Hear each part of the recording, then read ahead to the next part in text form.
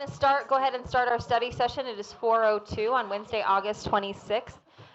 Thank you for all of those who are in attendance here for our study session for the Timpanogos School District. Our first item on our study session agenda is the boundary study. That's going to be handled by Jason and Joe. So we'll turn the time over to them.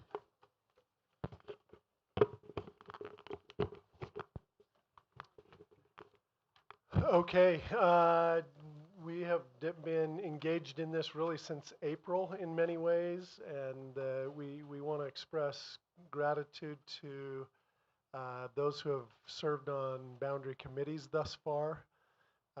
We've had 4 principals on each of those, 4 secondary for the secondary committee and 4 elementary for the elementary committee. They have given us invaluable input as we've gone throughout. As well as each of you, 3 of you have served on the elementary and 3 of you have served on the secondary. So Jason and I just want to kind of go through and summarize kind of where we've landed from that work, as well as then you'll have time to just dialogue, share thoughts about what recommendations those committees are coming up with for official board action. And so, Jason, if you want to, as you know, we are trying to base everything we do in our values and vision. And this was formally adopted about a month ago by the board. And so I'm not going to spend a lot of time on this, except I do have copies of this, but you got these earlier at the Orem City Council meeting. But if anybody wants a copy of either of these right now, I've got them here if you want them. But I do just want to emphasize a couple of elements of the vision and values that truly drive what we're doing with this massive boundary study, as well as we intend to make sure this is how we're operating in everything we do moving forward. The first thing is just that the first 2 words of the vision, together we, and that is not just together we, the board, and Jason and me. We have involved many, we've gone way above and beyond what the law requires regarding a boundary study, going back to focus groups and cluster meetings throughout the summer, as well as many other things. And we'll continue to do that moving forward, as you'll see when we talk about timeline here in a little bit. But it really is together we're seeking input from teachers, from administrators, from parents, so that we can genuinely make the best decisions possible. I would just say that any talk of consolidation has absolutely nothing to do with school quality. We've got excellent schools, and so there should never be anyone that interprets any consolidation that, oh, that school wasn't a good school. We honor the work that teachers and principals are doing there, and that work will continue regardless of what kinds of decisions are being made. So just a couple of other things I would emphasize there is the integrity and transparency. I'll talk a little bit here in a minute about the option that the board gave us last, 2 weeks ago, the direction they gave us to be ultra transparent, as well as the open communication that always assumes goodwill, and that we value the perspectives and experiences of students, educators, parents, and community members. That's been apparent throughout this process. So with that, let's go to the next slide, Jason. This is the robust school criteria that was developed with our community. We had multiple cluster meetings where we brought in roughly 250 different patrons and employees that gave us feedback on what defines a robust school. And we put it in this form. It was in, kind of on front back for a long time, but the foundation are really those key elements that need to be in every school, no matter what the configuration is or no matter what the size is. And those include things like high quality teaching, effective leadership, school culture, and school safety policy and operations. And you can see that it's very small on that screen, but um, there's a lot of elements to that, and those matter no matter what. But there are some things that are related to size, such as comprehensive offerings. When a school gets too small, it's hard to offer 4 specialties at an elementary school or a wide array of AP at a high school. Um, there are also, uh, on the number 2 column there, the pillars, to have 3 to 5 classes at the elementary level matters. It's difficult at a school when there's only 1 class per grade. Um, the support staff, and you can see those, and you're very familiar with those. But there's all those things that go into creating a robust school. And over on the right, as you've worked with us in these committees, those are the numbers that are kind of the sweet spot to be able to give us the best chance to have those robust schools. We've never once started from a vantage point of what schools do we need to close. Instead, we've always started from how do we create schools that will be outstanding and excellent for each student. Um, and that's our goal. Our goal isn't to close schools. Our goal is to make schools truly robust for every student. One interesting note that has become apparent as we've done all this study is that there's already been a consolidation in the north with Valley View, and there's already been some consolidation in the south and the east with Sharon, Valley View, or Sharon, Geneva, and Hillcrest. And you'll see in what we're looking at now, we're addressing kind of this middle of our district where there has not been any kind of consolidation. And we have a lot of schools that are significantly under these robust sizes. So with that, let's go to the next one. I do want to just talk for a second about the direction the board gave us last board meeting. That was to, the approach has often been to just name a school that's likely to close and not name any of the other schools that are effectively, they're significantly affected by that closure. But we were given the direction to give notice to a moderately sized list that includes schools most likely to close and the schools that will be impacted by those possible closures. And the reason for that approach was, of the 3 approaches we talked about last time, it actually is the one that does give us flexibility and is most transparent. And so that's why we'll be making the recommendations that we're going to be making today. Okay, Jason, go ahead.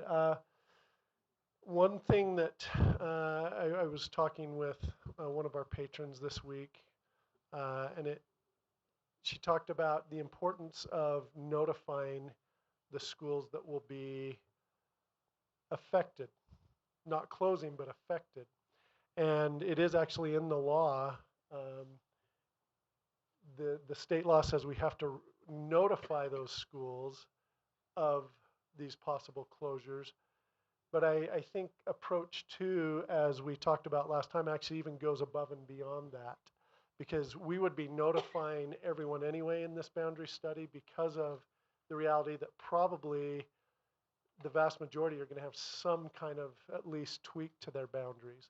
So we would be notifying everyone anyway, but we're actually going to be naming for study both the receiving and the sending. And the reason for that is to be wildly transparent. And the example there is Hillcrest and Sierra Park. When Hillcrest and Sierra Park, that was one of the early closures quite a few years ago now. There's an argument that Sierra Park closed just as much as Hillcrest did. It was a new building, it was a new name, and it was a new school community. Even though technically they were still on the same piece of ground. And so I think that what I've appreciated from you is that you're saying, no, we want to notify both Sierra Park and Hillcrest, even though only one of them would be closing. Now, one of the things that is really important also to remember is one advantage, and maybe I'll be talking about this later.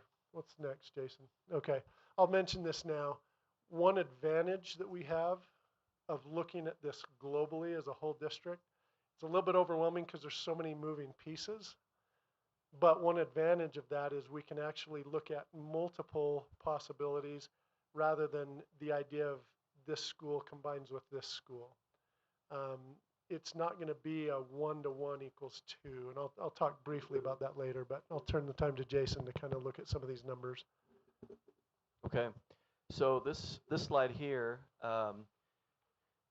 this on the left is all the, so it shows the 20 elementary schools, the 5 junior highs, and the 4 high schools. So it's the same data on the left and the right table. The difference on the left is it's alphabetical, on the right it's by largest to smallest in the 2030 year. So what this slide shows though is the school size, both actuals for last school year, 2025 to 2026, and projections from Alpine School District's projections of October 1st of 27 and October 1st of 2030. So the reason why we're looking at the October 1st, 2027, that would be our first year of operations. And then 2030 is the furthest out the projections go, which will be updated again this year, but it's always a 5-year look out for that. So this chart also for both of them is no changes. So if this is just how the projections are looking, if all 20 schools for elementary remained, no boundary changes for any of the elementary, junior high, and high school. What the red numbers show is from back on the chart with the, let's see if we get back to that, with the, it's hard to see there, but for a K-6 school, so these are K-6, 7, 9, and 10, 12. So it's below the range for robust school criteria. So for elementaries, it's 590. So you can see there's 5 schools in 2027 and the same 5 schools in 2030 for the elementaries that would be above that, which could have at least 3 classes per grade level. The other 15 would be below that. When we look at the junior highs, you can see that the threshold there is 1,200, so there'd be one that would be at 1,219, 4 that would be below that, and then the high schools, let's see, it's 1,400. The bottom range is 1,400. So 2 that are right below it, 2 that are just above that. Any questions from the board on this slide? Okay, so this next one shows the same schools, so the 20 elementaries, 5 junior highs, 4 high schools. This is if just grade configuration changed, but no closures and no boundary changes. So this is looking at a K5, a 6-8, and a 9-12. So if we start at the bottom, you can see that the 9-12, there's only one instance where it turns red, where in this case we have for a 9-12 we say 1,600 to 2,200. So there'd be one school, Orem High, just about a little below 1,500, the rest above that mark. All 5 junior highs would be below 1,200 with 6 through 8. And then the elementaries, it's the same 5 schools that would be in that robust range. The number changed there, instead of being 590, it's 495 because there'd be 6 grades instead of 7 grades.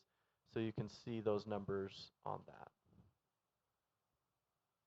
Questions or comments?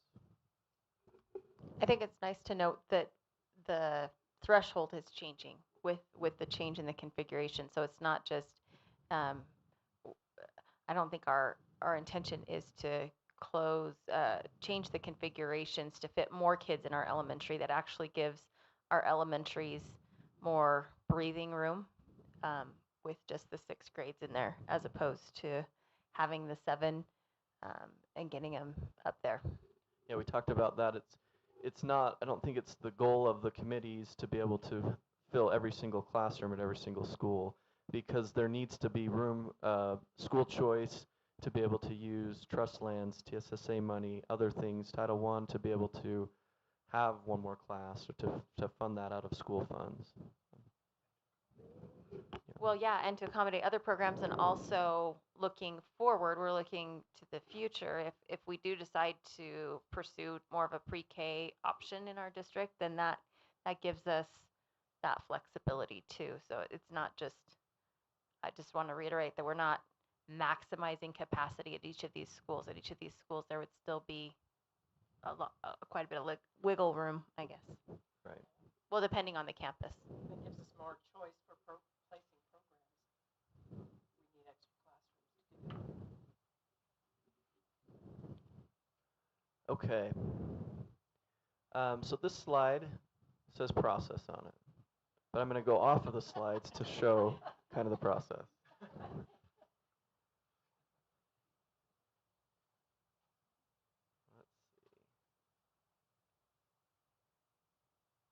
So this tool right here, this has been put together this year from Alpine School District. They've had GIS tools before to be able to see where students are. Let's hope this works here. What we've had, so we've spent many hours in the committees looking at this. They'll give us ideas. Colin Seastrand's been helping us with some of these where he'll come and use this tool. I guess I gotta select the schools. No, you have Aspen. You have all of them? You want to see all of them? No, I did not. Okay, because you chose Aspen Peaks and Big Mountain. We're Timpanogos, aren't we? Yes, we are Timpanogos. Okay. So for example, these are the elementaries in our district. A lot of times when we're doing this, we'll turn on a few others, Barrett and Deerfield, because some of our boundary goes up in there. There's some really neat things on here. We can turn on municipality boundaries. We can turn on the district lines. We can show where the schools are. So if we click on all of them, these pop up, or we can show the high school boundaries or any of those. So if we're looking here, we've been using this a lot to, what this tool allows us to do is like drag and change boundaries, and it calculates new enrollment numbers. And this has been very helpful in the beginning stages. One limitation it has is it's set on 2025-26 school year. So to be able to look for 27 and 30, been doing some things using this tool and then using Excel from the projections from Alpine to help with that.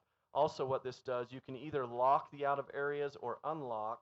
So like at the high school level, we're thinking a lot of out of areas are still going to go where they're going, elementaries, so it doesn't get to exact right numbers. So lately what I've been using is using the projections in a spreadsheet and then coming here, and I'll show you the lasso tool. So if we're looking, let's say we wanted to see how many students are in, let's just take it along Linden.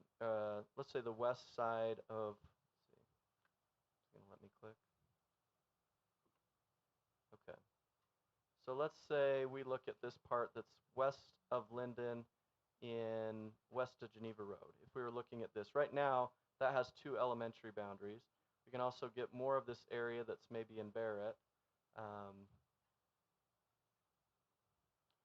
So if I click on that, come here, double click, it's going to bring up that area. I can fix some things here to kind of bring it back to the line that I want.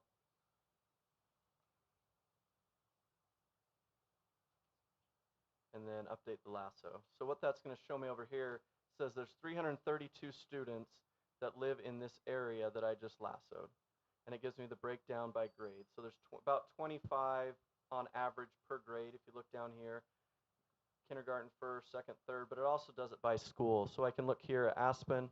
There's 101 elementary students in this area that go to Aspen, 2 to Central, 3 to Deerfield. If I come down here to Linden Elementary, there's going to be another 68. It's also going to show me how many junior high, which a lot of those are going to be Oak Canyon, and there's going to be some to PG High right there.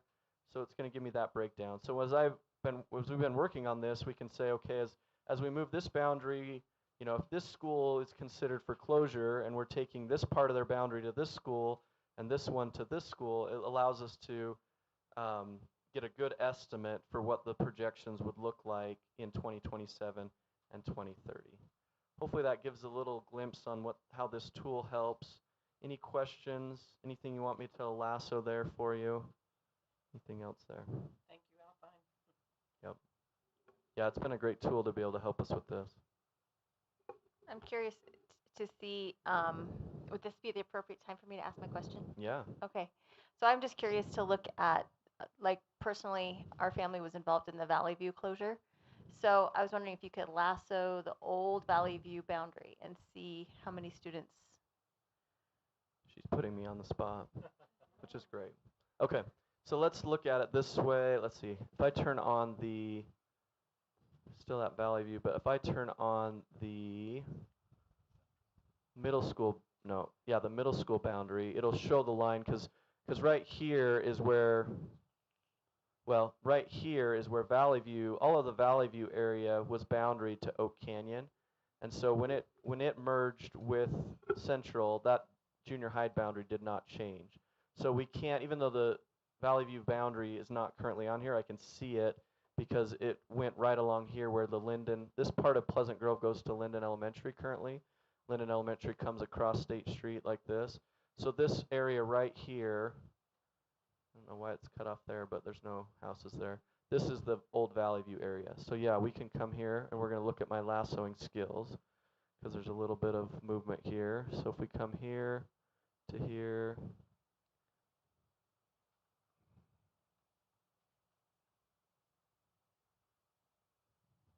we'll kind of say this is all a straight line there.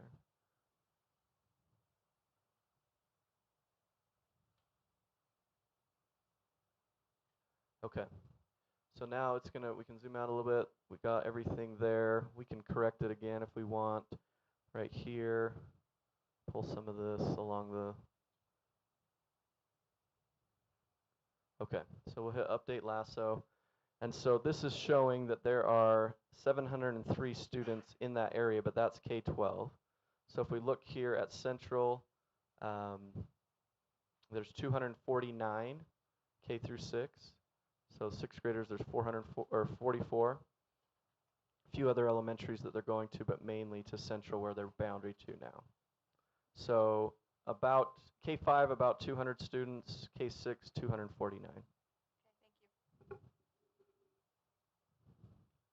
At the time of that consolidation, I don't think Central was in the 200s. I think they were, I mean, Valley View was 3 something when it was, so you can see that they've gone down, continue to go down in that area. Any other lassos? This is your chance to play. You guys want to try something? Okay. We'll jump back to process. So yeah, then a lot of those, I'll take the numbers from that. If it's saying there was, in that case, let's say we were wanting to move that Valley View area out of Central and move it all to Grove Crest or to Rocky Mountain or something there. We take those 249, or if it was 205 that was K5, use that for the projections that the other schools have and be able to do that. All the projections we've been working on, we haven't yet gone to, this is how many kindergarten, first, second, third, fourth, fifth, just the whole K5 when we're looking at that, or K6 if we're looking at the, depending on those 2 options. Okay, we'll pass it back to Dr. Jensen. All right, so I just wanted to give a brief timeline of what has been done so far and what at least it looks like going forward. Going forward, we'll adapt also as needed and add whatever we need in order to get good information and eyes on this. I'll just point you to the bottom of this at first, though. We've really looked at this as 3 phases. The first one is that we prioritize, and that phase 1 was really the development of the robust school criteria, saying what are we trying to accomplish in any boundary study? What type of school are we trying to create? What are the conditions that need to be there? We're deep into phase 2 at this point, this idea of conceptualize and optimize. We're going to continue that. I think I would say traditionally, when schools have closed in almost any district, by the time they get to naming it for a formal study, it's typical that that's kind of what they plan to do. And I will say that we are truly at a point where we need the next couple of months to really continue to study because of the size of this study. There's so many moving parts that we don't have clarity yet on what that's going to look like for each of the levels. We have looked at dozens of scenarios, many scenarios over the last few months. But we still have a lot of work to do in our committees as well as with focus groups and cluster meetings. So just a brief timeline. Clear back in late April, the Timpanogos School District formally opened a boundary study in board meeting. Then on May 6th, the board in study session really dove into what does a robust elementary school look like. In the next week, the board had a study session where they looked at very specifically what does secondary robust schools look like. Then on the 27th, in the board study session, we created a draft criteria, which we then took to elementary and secondary principals to refine that robust school criteria. And then on June 1st and 2nd, we had cluster meetings, one meeting at each high school, two on the, no, it was I think 3 on the 1st and 1 on the 2nd. But each high school had the opportunity, and that was an open invitation to all patrons. We had about around 250 people in those combined in those meetings to give input on that draft criteria. On June 4th, the board finalized the robust school criteria and headed into phase 2. And so as you start to look at phase 2 in June, we started to brainstorm a variety of possibilities. And it's interesting, if we were to go back and look at some of those brainstorms, we've evolved a lot from those initial brainstorms. And it's why I would say we absolutely are not at a decision point yet on any of this, because that evolution is going to continue, especially as we get more feedback from a variety of sources. So on June 15th, we had a refinement of the vision and values, which is related to how we're going about this. On June 17th, we had our first elementary and secondary boundary committees. So there's, like, as I mentioned earlier, there's 4 principals and on the elementary, 4 principals on the secondary, as well as staff, as well as 3 board members on each of those. And we started to dive into some of the conundrums that this massive boundary study entails. Then on June 29th, there was a second boundary committee for each of those levels. On June 30th, the leadership team finalized what we hope to accomplish in focus groups. And then on July 1st, we had an elementary focus group, a junior high focus group, and a high school focus group that included patrons from the community. It also included some school folks. Then also in July, we sent out a survey to all parents in our boundaries to follow up on focus group work. And that was, if I remember right, that was specifically around the idea of consolidation. What's the support level to move 9th grade to the high school and 6th grade to the junior high or the middle schools? You said consolidation, but you mean? I meant configuration. Thank you, Michelle. That survey was around configuration. On July 15th, we had another round of boundary committee meetings, refining thoughts and possibilities.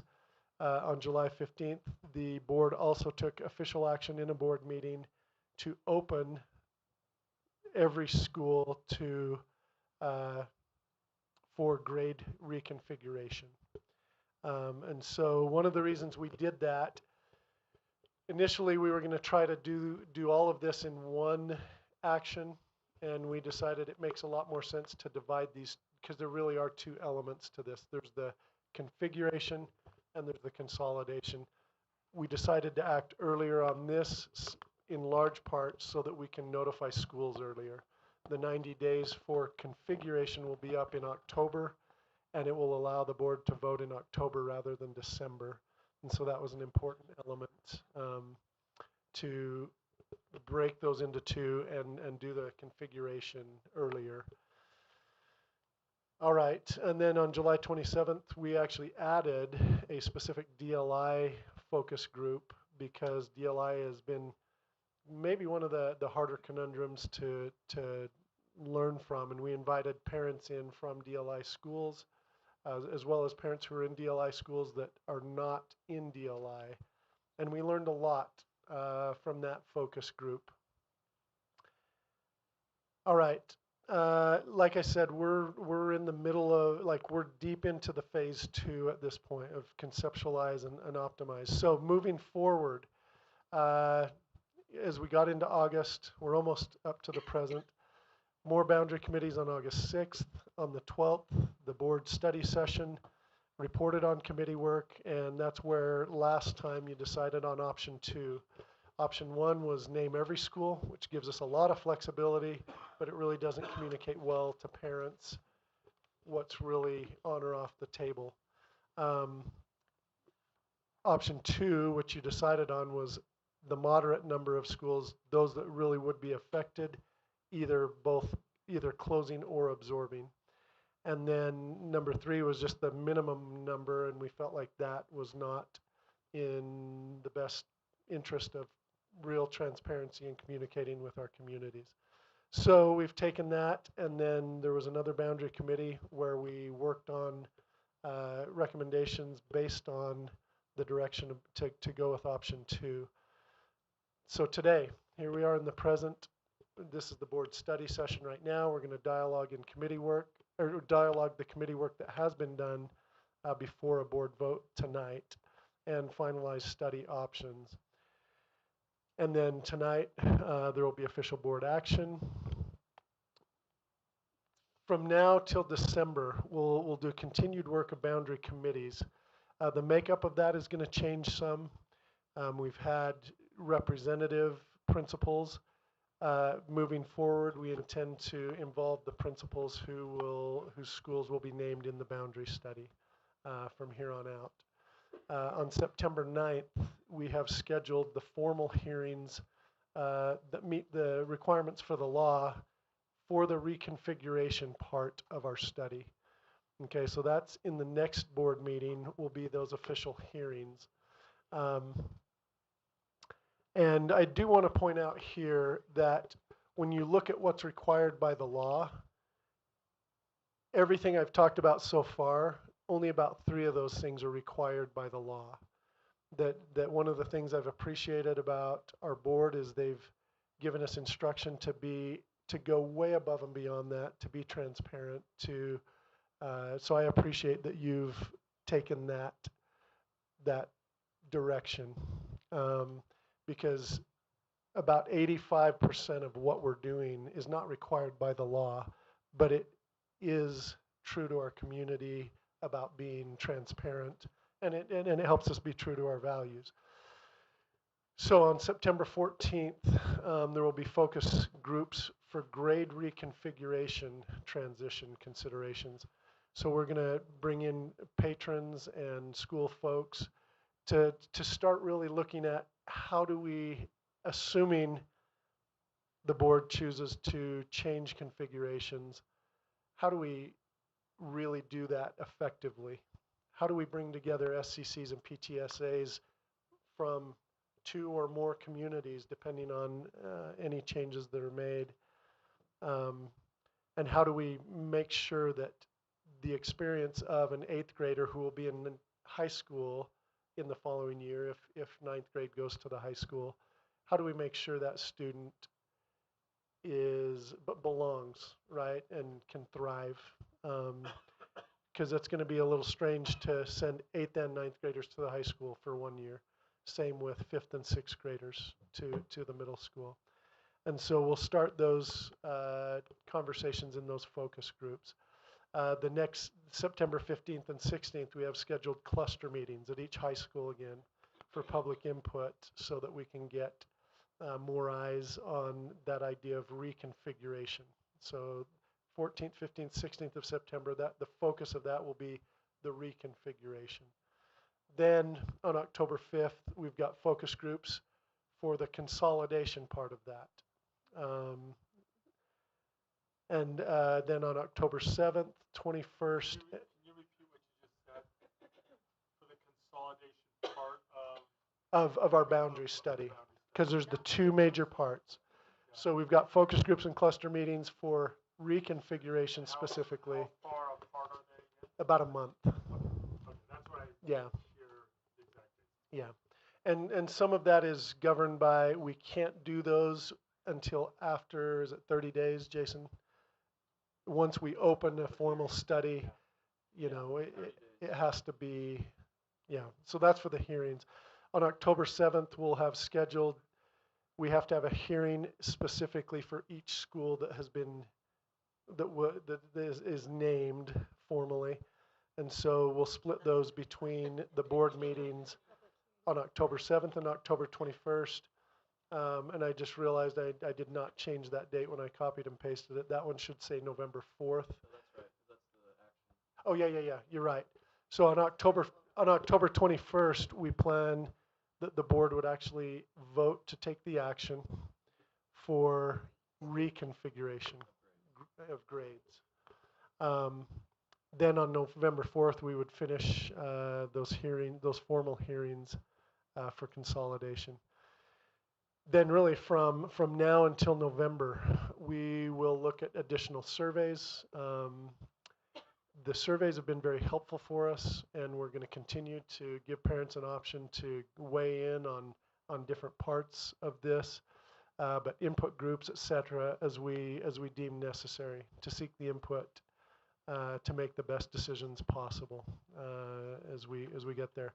Then on December 2nd or 16th, the board would take official action on the consolidations, closure, boundaries, and programs part of this boundary study. And then I just put this on here for fun because that sounds like a lot of work, but the real work starts once those decisions are made, because logistically that's going to be, assuming, you know, what happens, the real work will begin with actually making any of those changes a reality. Any questions or comments among the board before we move on from timeline? I do have a question. So when do you send out the mailers? Don't you have to send out a mailer? Oh yeah, I did not To put those telling on people? here. Yeah, so after, depending on the result of board action tonight, then a mailer postcard would need to go out. Has to be out, that's when the 90 days starts. Okay. So the 90 days, it has, if the December 2nd, then it needs to be out by September 3rd. So So the other question is, who gets those? Is it only parents, or does the whole community get it? it goes to all, it doesn't go to all community, it goes to parents of, All registered parents? students. I had somebody ask me today if we could include community members so they can be aware of what's happening in their school. Right, we're required to send the mailer by code, but we also are going to communicate through email, through posting it other places. And through But our cities. through our I think. cities. So through email, the nice thing about email and posting it on social media is we have a lot lower cost, zero on that. But the postcards, we've got to send out. How many do we send out? 12,000 postcards. And that's how we have the mailing information. So to be able to send it to others, there's, I don't know what clearinghouse we'd use to get that And it's those expensive. address and the Tyler, will expense. you need help licking the stamps for the 12,000? So I love looking at all the work we have to do. Do we have plans for December to August? Are we thinking of a thorough process then too? That's a very important question. One of the things that we will be transitioning to with our boundary study committees, one will be dividing those. So instead of just elementary and secondary, we will actually have an elementary, junior high, and high school, because they have different transition needs, right? The junior highs have an interesting situation because they will likely be both receiving teachers from the 6th grade as well as sending some teachers to the high school. The high school will be receiving some teachers from the middle school. Elementary is a little easier because you just sent. No, it's not easier because one of the things that we're very cognizant of is that these are human beings and this affects them, and this is a change. You know, any of these things would be a change, a significant change. And so the boundary committees will be looking at some of those things, as well as that'll be some of the focus of the focus groups, is to help us anticipate, be aware of what are student needs going to be, what are personnel needs going to be, what does that transition look like. Our communications team with Peter, Tyler, Mary and Mary are also very aware of that and helping provide things that will provide information. In fact, I would strongly recommend even now, anyone listening online, that there's a great web page on the Timpanogos School District website. It's front and center, right in the middle. It says boundary study. There's all kinds of resources there that we would encourage you to go look at. We're trying to err on the side of putting out as much information as we know, but that will also be developed, assuming the board takes action tonight. Those things will continue to be developed. It's a great question. And one thing we kind of discussed too is there may be room to have boundary committees different from implementation committees, like planning of things, because there's going to be different people involved in those. We'll be tired.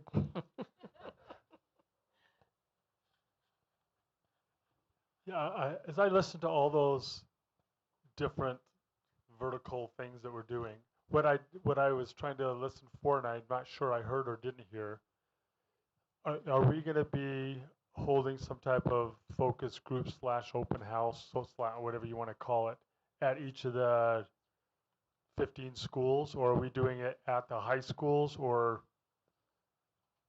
to where we can get feedback from community? Personally, I'd like to hold them at each of the schools that we're contemplating, as opposed to the one at the high school that we're not contemplating. Does that make sense? Yeah, no, it makes total sense. Right now, we have them scheduled as cluster meetings at the high school, but that's a great point. I just think, if we're talking Bonneville Elementary, I mean, I just saw Matt. If we're talking Bonneville, we're going to get more community feedback. It might be hard by going to Bonneville than we would by going to Mountain View High School or Timpanogos High School and saying, okay. Yeah, that's a great point, and we can certainly. Would you say that again? Great. David, that was really good. So smart. Write this down. Brilliant.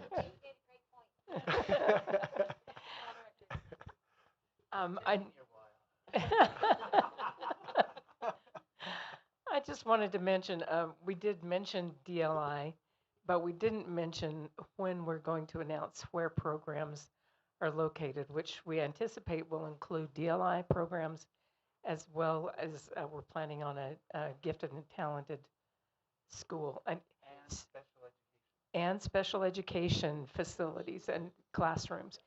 So this is another layer that we're going to address, but I just want you to elaborate on that.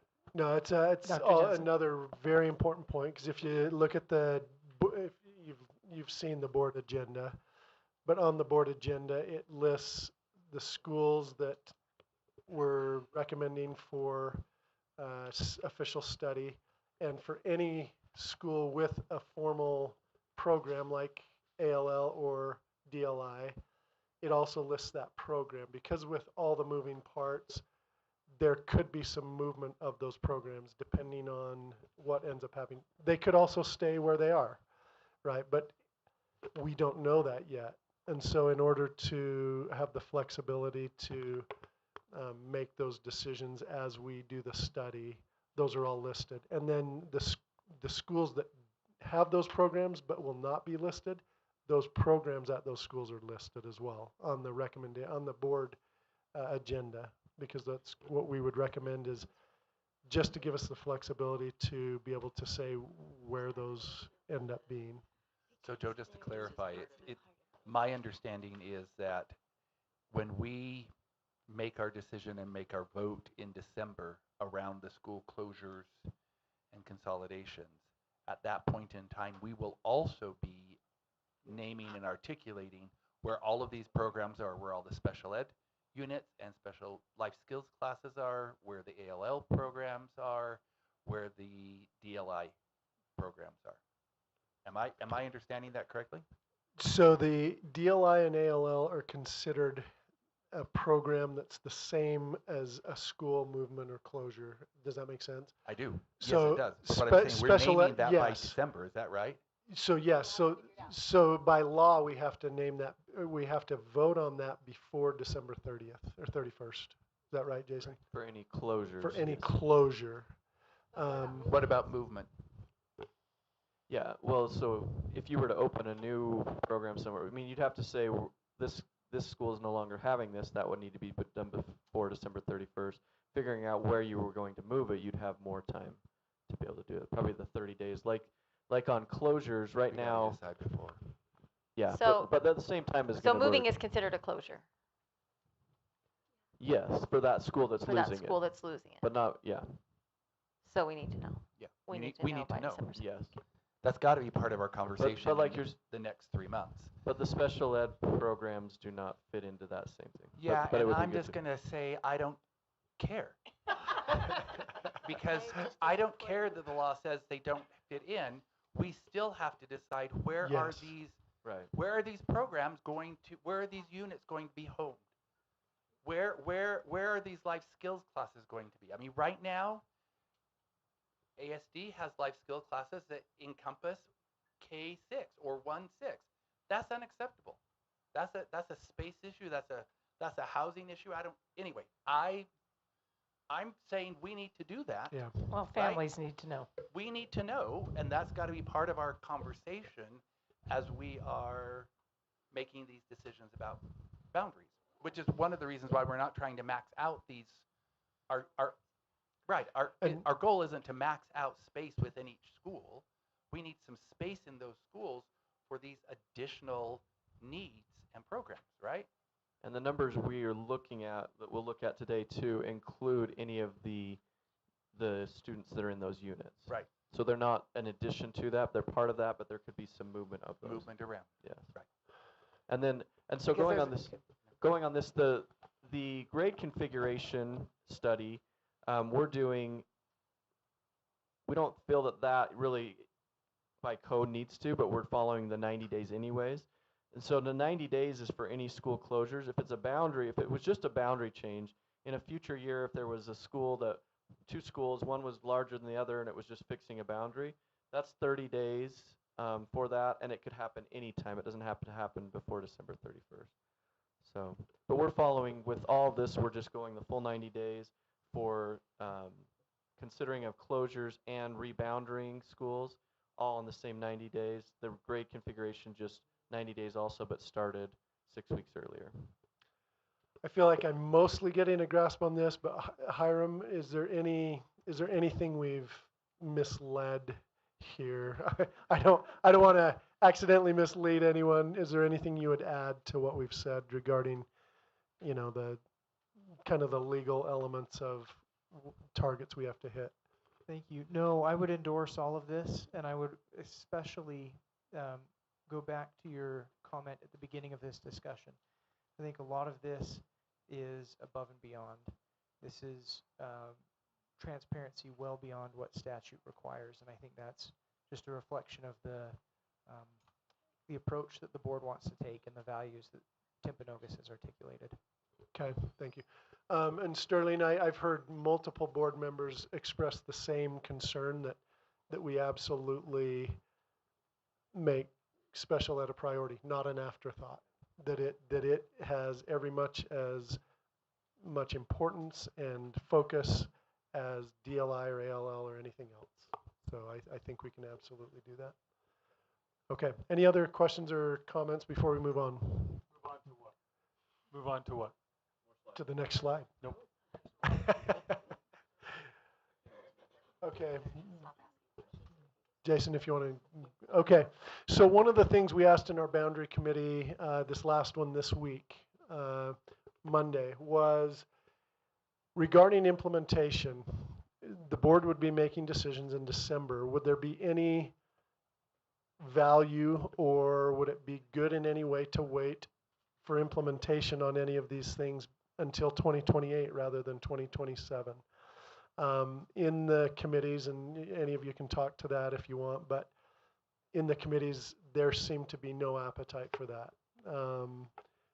There was overwhelming sentiment that, no, let's do this. It's not easy, but it's way worse to string it out for another year. So that's Was that the board or staff or principals? all, because besides you. it was 3 board members on each committee, staff on each committee, and principals. In the meeting that I attended, excuse me, Grace, go ahead. The meeting that I attended, we had a principal there who had been through such a scenario, and her comments were, please do not do that. It's detrimental to the staffing. The whole community is put on hold. It's not a good situation to be in. And, oh, sorry. Grace, I know that. go ahead, No, Grace. I'll forget it if I That's don't why I say backed it. off. That's why I backed off. No, I had an interesting conversation with my sister-in-law who's in Salt Lake School District. They just pulled 6th grade up into their junior high or middle school. And they did it in phases. And I asked her because she was the last phase, her kids were the last one.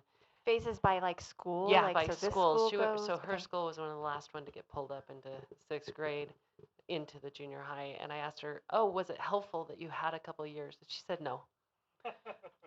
So I have a feeling if you have a hard time with having your 6th grader move up, you're going to have a hard time no matter what it is, and you might as well just do it if we really feel like that is the best thing for students. And I would just add, Ada, because in that meeting, there was also another elementary school principal who expressed concern that all of this, there's a lot of change happening right now all at once, and that we need to make sure that we have a plan for these multiple transitions, both around reconfigurations of grades, both around boundaries. I mean, there's a lot of moving parts. And so I totally agree with that principal's sentiment. But even then, that was not reason to delay and postpone making these changes. Yeah, I think the one thing that it was brought up to me by a constituent that I had made the comment that, okay, we're recognizing that if we do this, this means this. Like there's just things that keep coming up, and it had to do with PTA as far as PTA presidents that are planning on being a PTA president when their youngest is 6th grade. And so now they're recognizing that, oh, next year my 6th grader might not be at my elementary, they might be at a middle school. So there was just a lot of moving parts, and so I think there was that, like, okay, well, if these keep, and I think it was that, okay, you keep having these epiphanies of things that have to be taken care of, maybe take a step back and just wait for a year.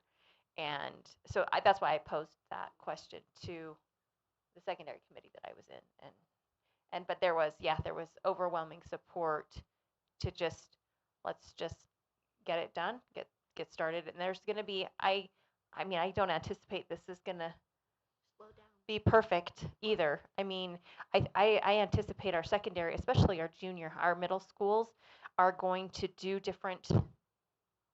handle this maybe differently with the 6th graders if we do it. And then it would be, they can learn from each other, collaborate, and realize, okay, this worked really well to help our 6th graders here, and then they can Well, I think they can come up with the best. we're in a good position because there are people around us, districts around us, who are doing this, the middle school model, and maybe have made that transition, and we need to talk with them. Yeah, I understand that Canyons does exactly K5, 6, 8, 9, 12. So. And Katie said that she did one of these in a 6-week period, moving a 6th grade up.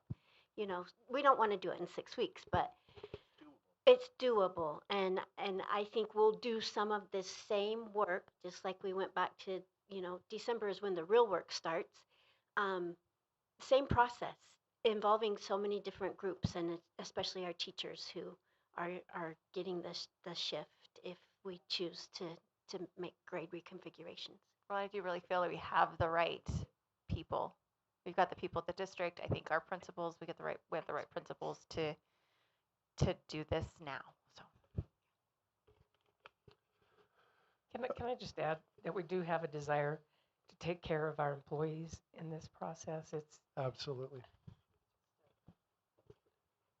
No, I will say that I think one of the things I've appreciated most is there's absolutely a sentiment that we want this to be done as humanely and make sure people are cared for in the process. So just Jason's going to go through some numbers of some conceptual things.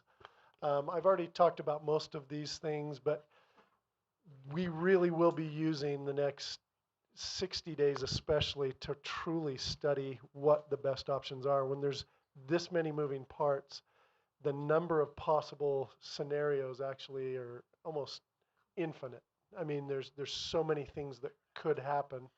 Um, and that's both overwhelming, but it's also good because it allows us to take a more global look than just, a one-to-one, 1+1 = a new school. Because we can look at a whole bunch of things. But I do want to just emphasize, we have looked at a ton of different scenarios on maps, on the tool Jason described. We're not going to put up any maps today because none of them are at a point where we feel like, oh, this is really close enough to be able to have people really weigh in on it. And like I said before, the evolution of those scenarios has changed significantly. If you look at the early stuff we were doing, it's almost, in our eyes, it's almost laughable now because it's so far from what makes more sense right now. And that'll continue to evolve with input and all of that kind of thing. But so we will see no maps tonight simply because the second a map's out there, it's going to be screenshotted, and then we don't want to have it be misinformation. Grace. So when will we show maps?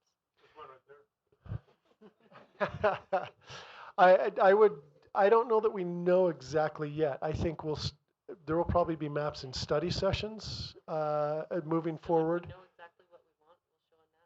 We'll show a map? No. I think in study sessions you'll see maps. I think you'll see, things and committee meetings obviously, but also focus groups. In the focus groups for sure. It needs to get to the community. So Right. feedback. Both the focus groups There is and the no cluster feedback meetings. without knowledge. Right. And so both in the focus groups and the cluster meetings, absolutely, in future study sessions, I think you'll see more maps than you probably ever want to see. But I know I am seeing maps. I'm wondering when our community will see Yeah. maps. And you're saying that it's only going to be in focus groups or no, so focus groups is study community. sessions. So Yeah. like how long in the next study session? Is it going to be in 2 months, 1 month? What are we thinking? So the focus groups are about 3 weeks away.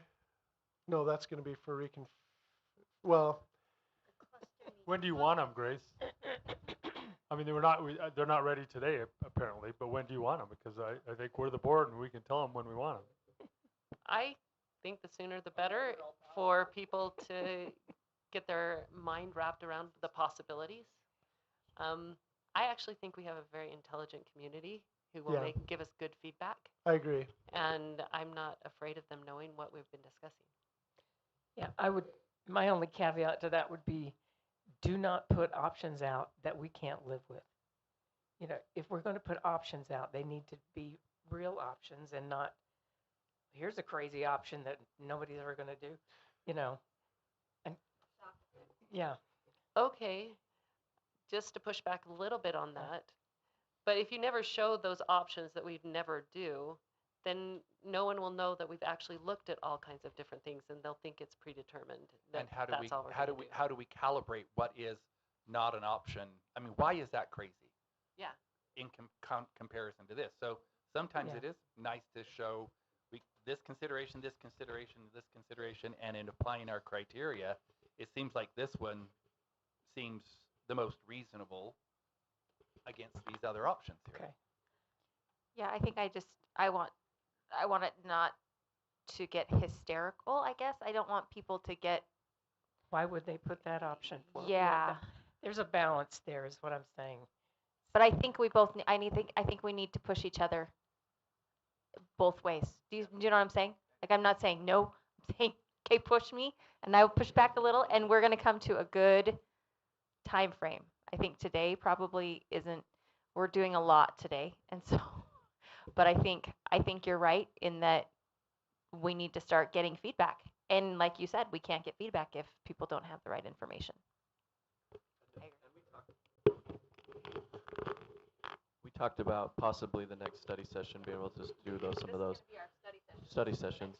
And what's coming up on these slides too doesn't show maps, but it shows the feeders for those, so it really gets a good idea of where those are. Just doesn't show specifics on that. But Chris, would it, in 2 weeks, is that good enough in your mind? Yes, I just don't want to put off a couple months and like a month no, before no, we no. decide, oh yeah, we have the final No, map.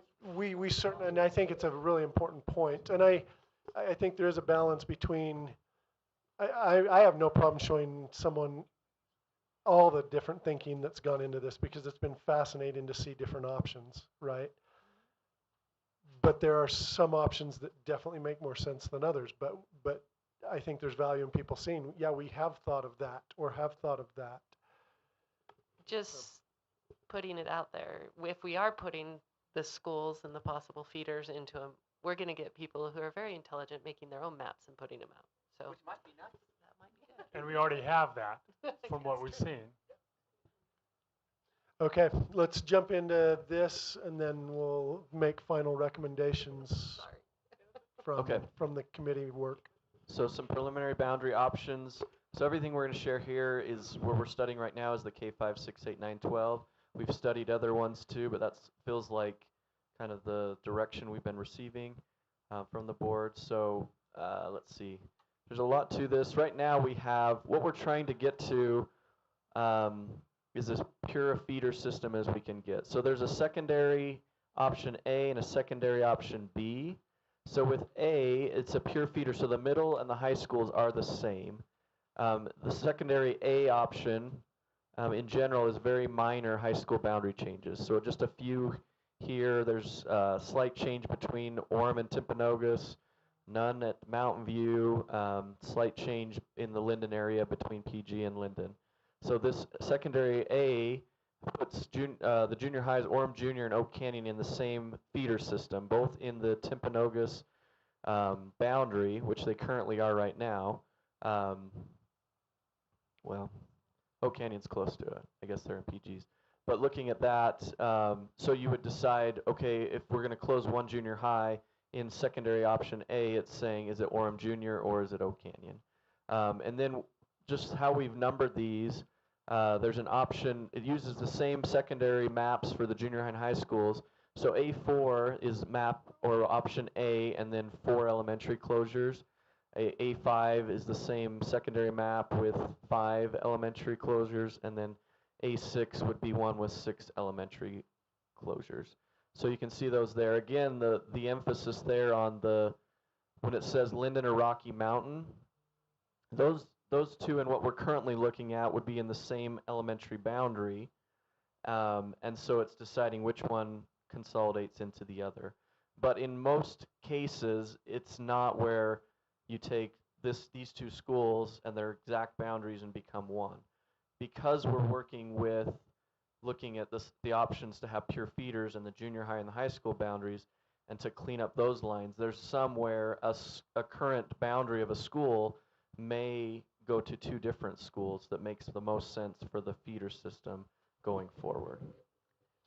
So what you're saying is if on like option 5, Aspen, Linden, or Rocky Mountain, all 3 of those schools will be in that boundary, but the actual population, current population of those schools may be going different directions. So correct. Yeah, on A5 and B5 where it says, it looks like there was a typo where it's Aspen, Linden, Rocky Mountain on there twice, but what it's saying is on the first bullet, you'd say, okay, those are all three in the same boundary, so closing 2 of those and keeping one of them open to house those, but it's not the full boundary of all 3 of those schools. So the nice thing, like on option A4, it gets peer feeders all schools. So the junior high, high school, and everything we're working on right now is a peer feeder. So a junior high would be tied to one high school. They'd have the exact same boundaries. In option A4, what that's saying is every school would have a peer feeder except for one, which would be close to a 50-50, that's 60-40 with Parkside. Or in option A5, it's not as ideal of a feeder or a split, the 80-20, but Bonneville would have an 80-20, which isn't Bonneville's current boundary. It would be a new configuration of things. And then option A6, again, a Parkside 65-35. So if we go to secondary B option, this is one that has a lot more high school boundary changes. So when we've looked at this with the boundary committees this week, it was probably less desirable because the feedback we received is if you're changing high school boundaries, which we will need to a little bit, do as little as possible because of that culture that's existed. Changing that is just a lot more difficult than it may be at the elementary or junior high level. But the secondary option, B option, was put to be able to look at an option that could consider Canyon View for possible closure of those 3 junior highs in the middle. So this one, bigger changes, still pure feeder middle school to high school, and in that boundary, it's Timpanogos High School boundary again, but there'd be Canyon View or Oak Canyon in the same boundary, so deciding which one would stay open and which one to close and shuffle boundaries. In all of these options, the junior high boundaries are going to would change in all areas. The high schools, like I said, slight ones in secondary A, more in secondary B, and then the same thing there where it says B4, 4 closures of elementary, B5, 5 closures. And where it's the Linden or Rocky Mountain, where B4 and A4, B5 and A5, really similar elementary boundaries, just figuring out how those fit into the different feeder systems. Any questions before the next slide? Okay, let's see. These ones, we're going to show these on the next slides, but really it's the note on the bottom in red. Where 2 or 3 schools are listed, these schools are both or all in the possible new boundary, and then it would be decided on one, which one would be the new site. Because the committee is looking at boundaries for high school, middle school, and elementary, and trying to get pure feeders where possible, consolidation of an elementary school may not always include all of the full current boundary of that school. So I'm going to go through, this one just kind of summarizes, same thing here, but we'll show it, it'll show the clusters here. So this is option A4, which is shown back here with those 4 elementaries. So this is, again, very minor high school boundary changes, pure feeder middle to high school, the option of Orem Junior, Oak Canyon as the choice for closure, the 4 elementary schools, and it's choosing between which one because they end up in the same boundary in each of those 4 bullets. And then, but all schools, almost all are likely to have some type of boundary change at each of those levels. In this case, it gets pure feeder everywhere except for one elementary, which would be at elementary, they'd split to 2 different junior highs and then continue with all their junior high to the high school that they're assigned to. So when we're looking at these numbers, you can see over in the middle section there, so the PG cluster would have 4 elementaries feeding to PG junior and to PG high. And all 5 of those, 6 of those schools would have some type of changes to their boundary when we were studying this. So what the red numbers represent is where it says optimal school sizes. So up in the PG cluster, there's 1 school in 2030 that would be below the 495. That central would be at 448, which is higher than what they're projected to be in 2030 because this contemplates giving them some new boundary to that area. So we can see the same thing at Timpanogos, Orem High, and Mountain View. So the Timpanogos cluster would be all feeding to Timpanogos and either having it at Oak Canyon or Orem Junior.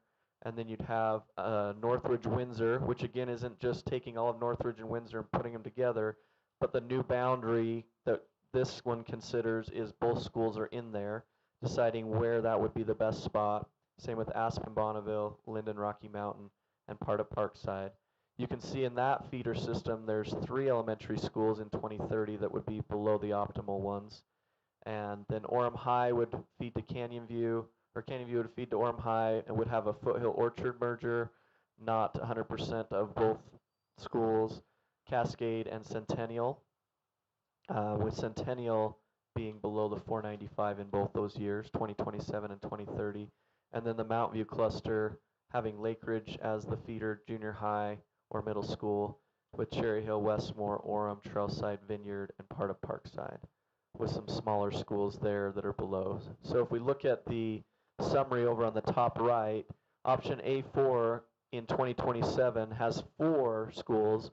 When we're looking at the beginning, there were 15 of the schools that would be below the 495 or the 590. This gets it to just 4, but 3 years later it's to 7, and that would be 7 out of 16 because there would be 4 closures. So about half the schools would be below that if something like option A4 was selected.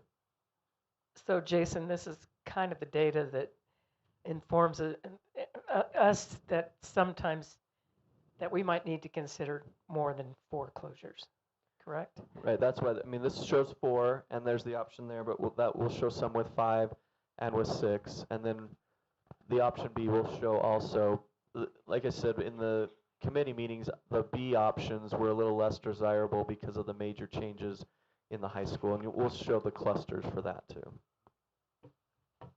Yes. I haven't been in the high school committee meetings, but we have plans, or we know that the high schools can hold this many children, students. So Dave Bauer's been working with the principals a lot this week and in previous weeks too, to be able to have a really good capital plan. We have a capital meeting tomorrow to discuss that more with the 3 board members also, to really get to the right spot to be able to make those work. But it is good to see when we were looking at these initial numbers that Colin and I were working on with the tool, those numbers were a lot higher because it was showing 2025 numbers. When we look at the decline to 2027 and 2030, you can see that the high schools, there's one at 1900, one at 1820, one at 1530, and one at 1870. So all of them below 2000, where a lot of the schools, like in Aspen Peaks, a lot of those schools, I think all 4 of those are around 22 to 2400 for their high schools, 10, 12.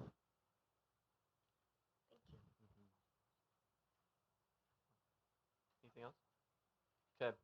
So option A5, still the same exact, it would be the same exact option for the secondary schools. They'd be pure feeders. Very minor changes because it's the same concept, same idea, same junior highs to consider, same elementaries, except then it says, okay, in this case, you would have a consolidation where Orem and Parkside would be in the same boundary. Not that they're combining completely together, parts coming off to other schools too, possibly. So all schools would likely have a change. In this case, Bonneville would be about an 80-20 split. So similar numbers, just those changes from the A5 to A6. What it shows here, if you can see in the cursor, the last page, it was 4 here and 7 here. So this gets 3 schools below the 495. You can see that's Centennial and then Cherry Hill and Westmore. And then 4 the next year by adding Central would be slightly below that also. There's some junior highs that are in the red too, right? Correct. Yep, the junior high. So, and those, when we're looking 6-8, it's probably, that's when we have the 1200. But 6-8 without 9th grade credit, we need to talk more to the middle school, junior high principals. But I think if we're above 1,000 in those, it's pretty ideal. So we may want to change or look at the optimal school sizes there. But I think if you're in the 1,000 to 1,500 range for those 6 through 8, it's kind of going to be a little different than the 3 and 5 per grade at the elementary. On the close 5, it has Aspen, Linden, Rocky Mountain twice, and that indicates probably closing 2 of those 3. Correct. Why are we not including Bonneville there? Great question. Well, Bonneville there, because the Aspen, Linden, Rocky Mountain, the choice there, because all 3 are in the same boundary in this case. And so if you were to close Bonneville doesn't have, in the boundary of this case, Bonneville doesn't have another school within that. But Bonneville is on the next one. But you could think Aspen and Bonneville boundaries could Yeah, be and it was on A4, consolidated. Aspen or Bonneville was one of the ones here, Okay, because thank they you. were in the same boundary. And one thing I would just emphasize here too is this is some current best thinking. And one of the reasons we're choosing not to put up maps today is I would foresee this to continue to evolve, right? And in the committee work, focus groups, cluster meetings, with input, we're going to start seeing things that we're currently not seeing even. And so this is just a scenario. These are 2 scenarios, but yeah. For example. Yeah, and even since on Monday when we had our boundary committee, we had the A4, A5, B4, B5, and towards the end of the elementary meeting, one of the principals was like, well, what if you did this and this and this? And I'm like, that's something I hadn't thought of yet. Let's look at that, and that created A6. So it's just being able to see, okay, what's going on, what are the other options to be able to look at. And you're right on. I think that what we have now on maps that we aren't showing here it's going to change even next week and then the next week. And there's also multiple possibilities on many of these where obviously in some of these students would be absorbed into an existing school. There's other possible scenarios where it could be a rebuild like a Centennial or Cascade, that kind of thing as well. So there's so many moving parts. It's hard to, I wouldn't go away from this saying, oh wait, that's going to be the cluster and what it's going to look like. Well, even within the cluster, we looked at that. Say at the top one where Central is at 448, but Grove Crest is 553. When Valley View closed, there was part of Central that went off to Grove Crest. And Central is right on the boundary, almost on that north part. So there's options to say, what if we took back these 2 neighborhoods that make more sense to Central, and it balances those out a little bit more. Okay, so if we go to go ahead. I've got a question. So I recognize at 495, there's nothing magical about that. That's just, it's not an arbitrary cutoff, but it is an estimated cutoff, right? Yeah, it's not going to get right on that. It's 27.5, which is the average students per teacher ratio for a K5, times 3 grades times 6, or 3 per grade times 6 is 495. So we have a rationale for that number, but if if I'm looking at numbers that are 450, is that alarming? Is that something that says, oh wow, that's a real problem, or is that like, oh, that's 453? We're not quite at that point, but if we were to include in that an ALL program that, and again, I'm not suggesting that we prop up something that is sick.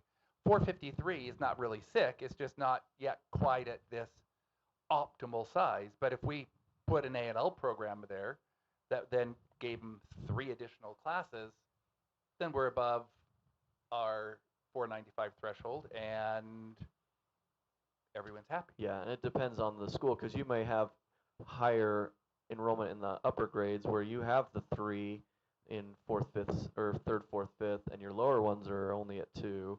So you did that, and then you got 4 on the upper and only 2 still. It might not help exactly, but right, but we don't have that Yeah. detail on the No. 495. That's an Correct. assumption that's across the board here. So, but I guess what I'm trying to put out here for us as a board is to think, yeah, 495, that's great. We have a reason for it, but that is not magic, and that's not God's law to Moses.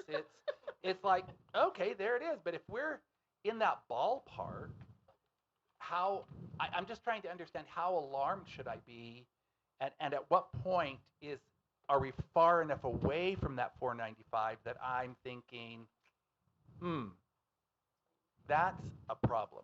Yeah, there's gonna be Does that make sense? two parts of that. You're gonna, if you're at that 450, you might have half your grades at 3 and half at 2 per grade, right? But you also then, which will help us when we get the next projections, is saying, okay, is that 450 and stable, or is that 450 and declining? Right.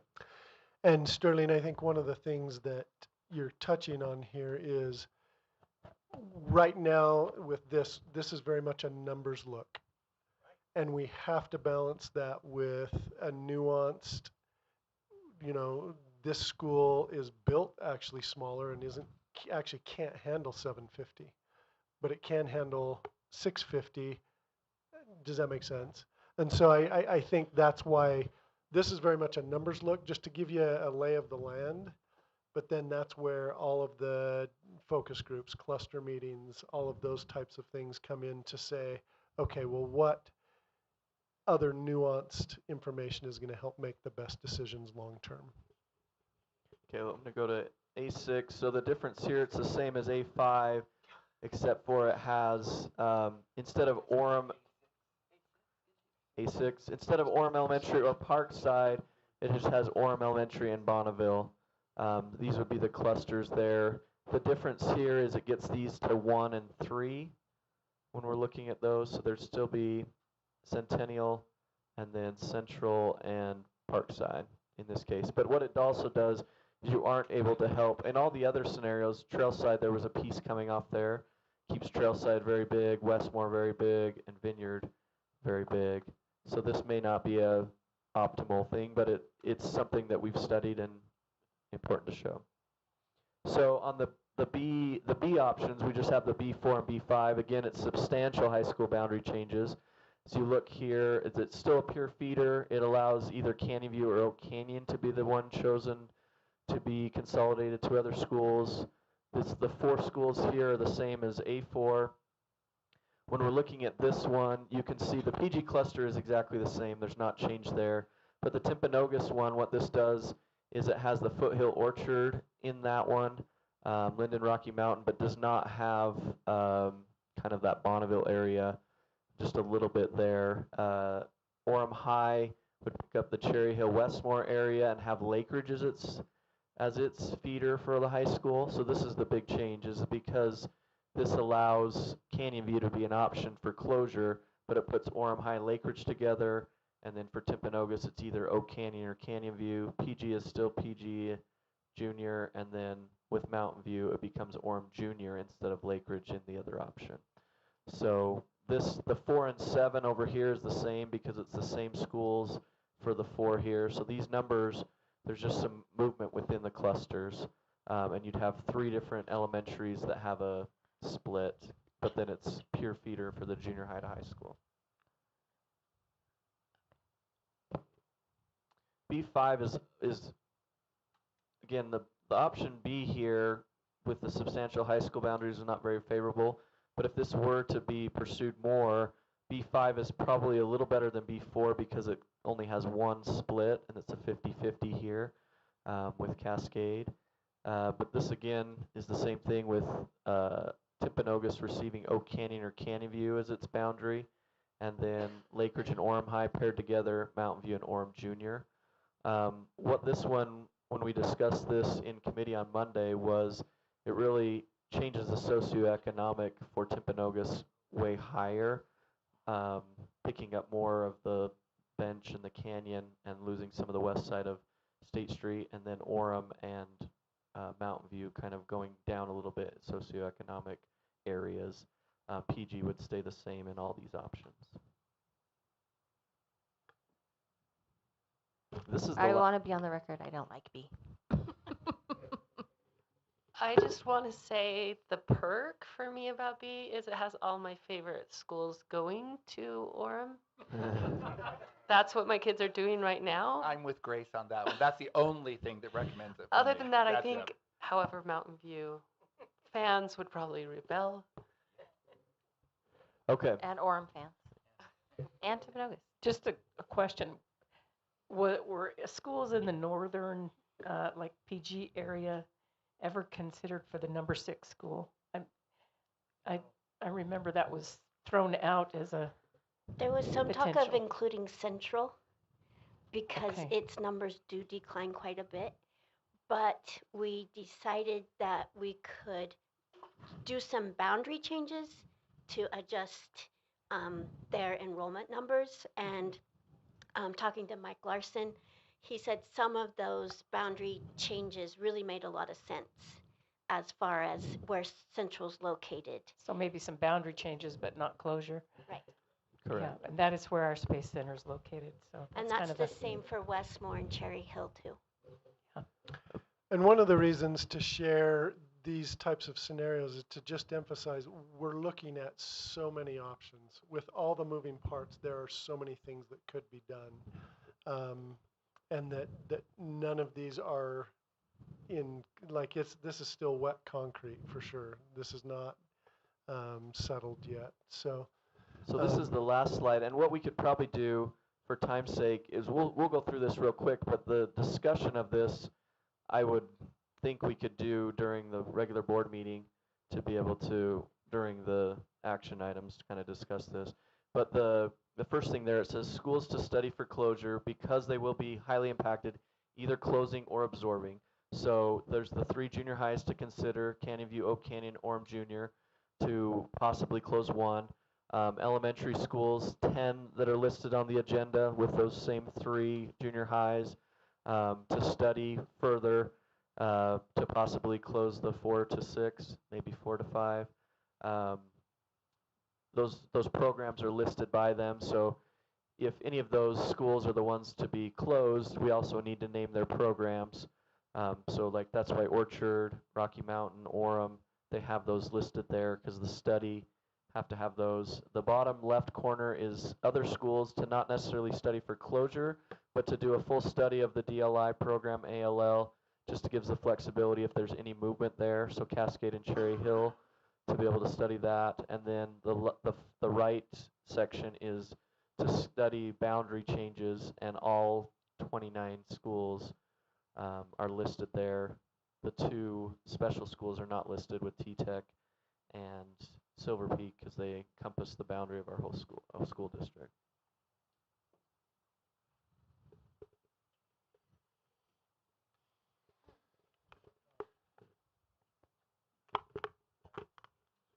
All right, thank you, staff, for presenting that. May we're- I ask a question about? Yes, absolutely. We spent some time coming up with the robust schools, so we had kind of a criteria about what we were kind of shooting for, right? What do we have as we're negotiating this complex possibilities of A4, A5, B6, whatever? What's the criteria that we're going to use? Are we coming up with that, or are we just saying, well, this is what we think? What is the same as the robust? But we could be robust at Aspen, and we can be robust at Bonneville. We can be robust at Linden, and we can be robust at Rocky Mountain. What's the criteria that we're going to use? But you're asking if in the scenarios where it listed like Rocky Mountain and Linden, he's saying which one how do we decide which of the 2? If we decide on that boundary, how do we decide which of the 2 is the closure and which one stays open? Orem Junior and Canyon View, or Orem Junior and Oak Canyon, or Oak Canyon, Canyon View. When we start getting closer and closer to 8-5, what's the criteria for choosing what we're going to do? I think that's going to be the nuanced discussion as far as age, size, condition of property, centrality, Centrality. periphery. Yeah, it's going to be, yeah, I mean, those are all things that safety issues, location, isn't that what they say? we've got to know how we're going to weight. Okay. That's the question everyone's asking, though. That truly is. That's the personal element And- to this, where this is the numbers and objective element. And I think key is going to be input, public input. And that's why we are putting this out there, so we can receive that input from our constituents as far as I don't want this to devolve into a me versus them kind of a situation, but we really do need to hear there's certain things about schools that we've done. I mean, we've done a lot of work. We have been in our schools. We've made the effort with our facilities tour, but there's still things we're not in that school day in and day out that we need to hear from teachers, principals, parents, um, community members about those things. I think those things are going to weigh into the decision. Better, that's what we're doing. Okay, this probably should have been asked a long time ago, but Vineyard is growing. Everybody says Vineyard's growing. We've included the projections of Vineyard growing in these. Correct. Okay. Yeah. All right, thank you. All right, we are going to move our discussion regarding East Shore Adult Education and the MOU with Aspen Peaks. That is also on our board agenda, so we will have a more robust discussion about that. We will move that to board meeting. So we will. Any other comments you want to make? Or, okay, then we will stand adjourned at 5:33. We will re-adjourn at 6 o'clock for our board meeting.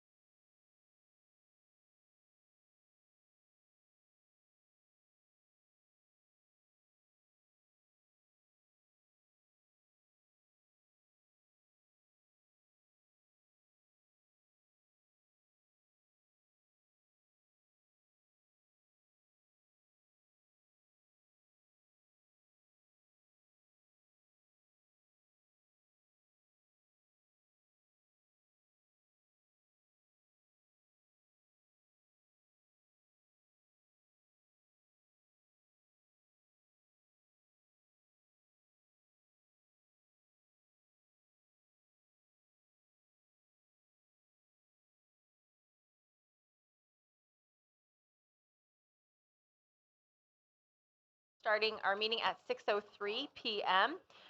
We would like to start our meeting with a Pledge of Allegiance that will be led by Kim Jones. After that, our inspirational thought will be given by Hiram Clark. Please stand for the pledge.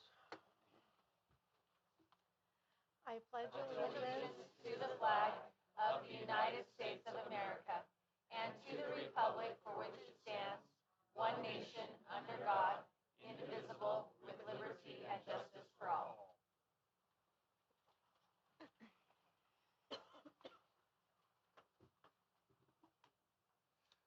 Good evening.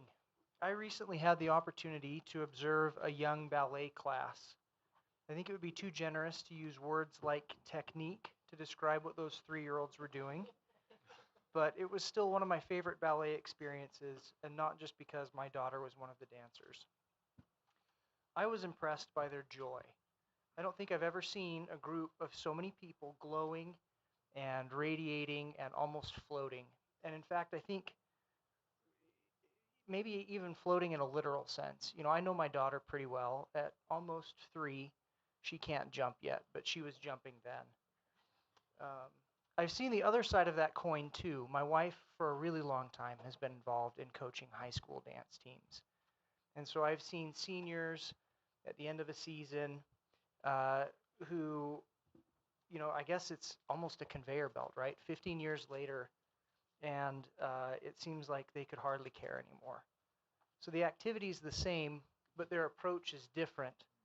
And somewhere in those 15 years between ages 3 and age 18, something was drained out. I would call that difference joy, and that stuck with me. It reminded me of our district's vision. I'll quote that for you, although I know that you know the words very well. Together we cultivate joyful, thriving students through high levels of genuine learning and belonging. I see that. I want to emphasize that word again, joyful. As I've attended these study sessions and listened to the sometimes humorous board member discussions about the word joyful, I've been struck by that word. It would have been easy to choose something else like rigor or achievements or outcomes, and I think all of those are worthy objectives. Those things do matter, but this board chose to name joy as a goal in itself, a stated aim, rather than something that we hope survives through a long educational process. I think that joy is fragile, and in many ways it's fleeting, and it's easy to lose that between kindergarten and graduation if no one is watching out for it. So the fact that we chose to put that in writing and that we are all also held accountable to it tells every member of our community what we actually value. So I want to say thank you. Thank you for naming joy on purpose. And I hope that we keep asking at every grade level and in each one of our programs, are we still protecting what that 3-year-old ballet class had? Because I believe that that is a goal worth holding ourselves to. Thank you. Thank you, Hiram. We now have time in our agenda for community comments. Before this meeting, we had a sign up presented. We have 7 individuals that have signed up to make a comment. You will have 3 minutes for public comment, and you should introduce yourselves by stating your name. We don't generally engage in a discussion during public comments, but may arrange a follow-up time for additional conversation, and I may add that a lot of times in our board member comments at the end of the meeting, we'll address some concerns. Personnel issues are not appropriate discussion items for open meeting environment. So if you have a personnel concern, we ask that you put your concerns in writing addressed to the Board of Education. We will start now with Lon. Will be addressing us first, and then we'll hear from Chuck Bierce and then Christian Allred.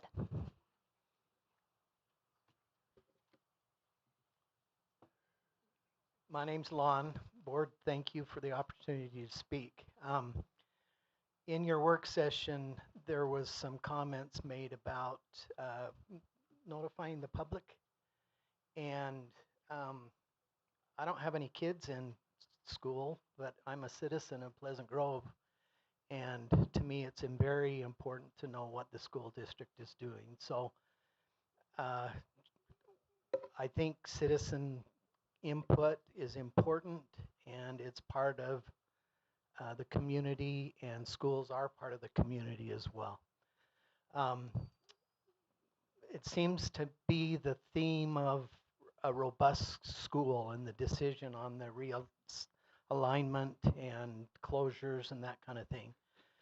I want to stress that part of a robust school includes teachers and the community. And recently, our family went through a closure of a school, and in my opinion, the unity of the two schools as we join them isn't as robust as it should be. And it's a huge concern that as we blend these different schools and do the closures, that we need to keep in mind that there's a need to blend the cultures and the individual schools, and we can't lose sight of the importance of that. Just recently, school started, and my wife is an educator in Alpine School District, and just some of the things that she has experienced in the new school year is after hours on a weekend, no air conditioning in the school when she was there trying to get prepared for teaching. The staff room not stocked with papers and the ability to make copies.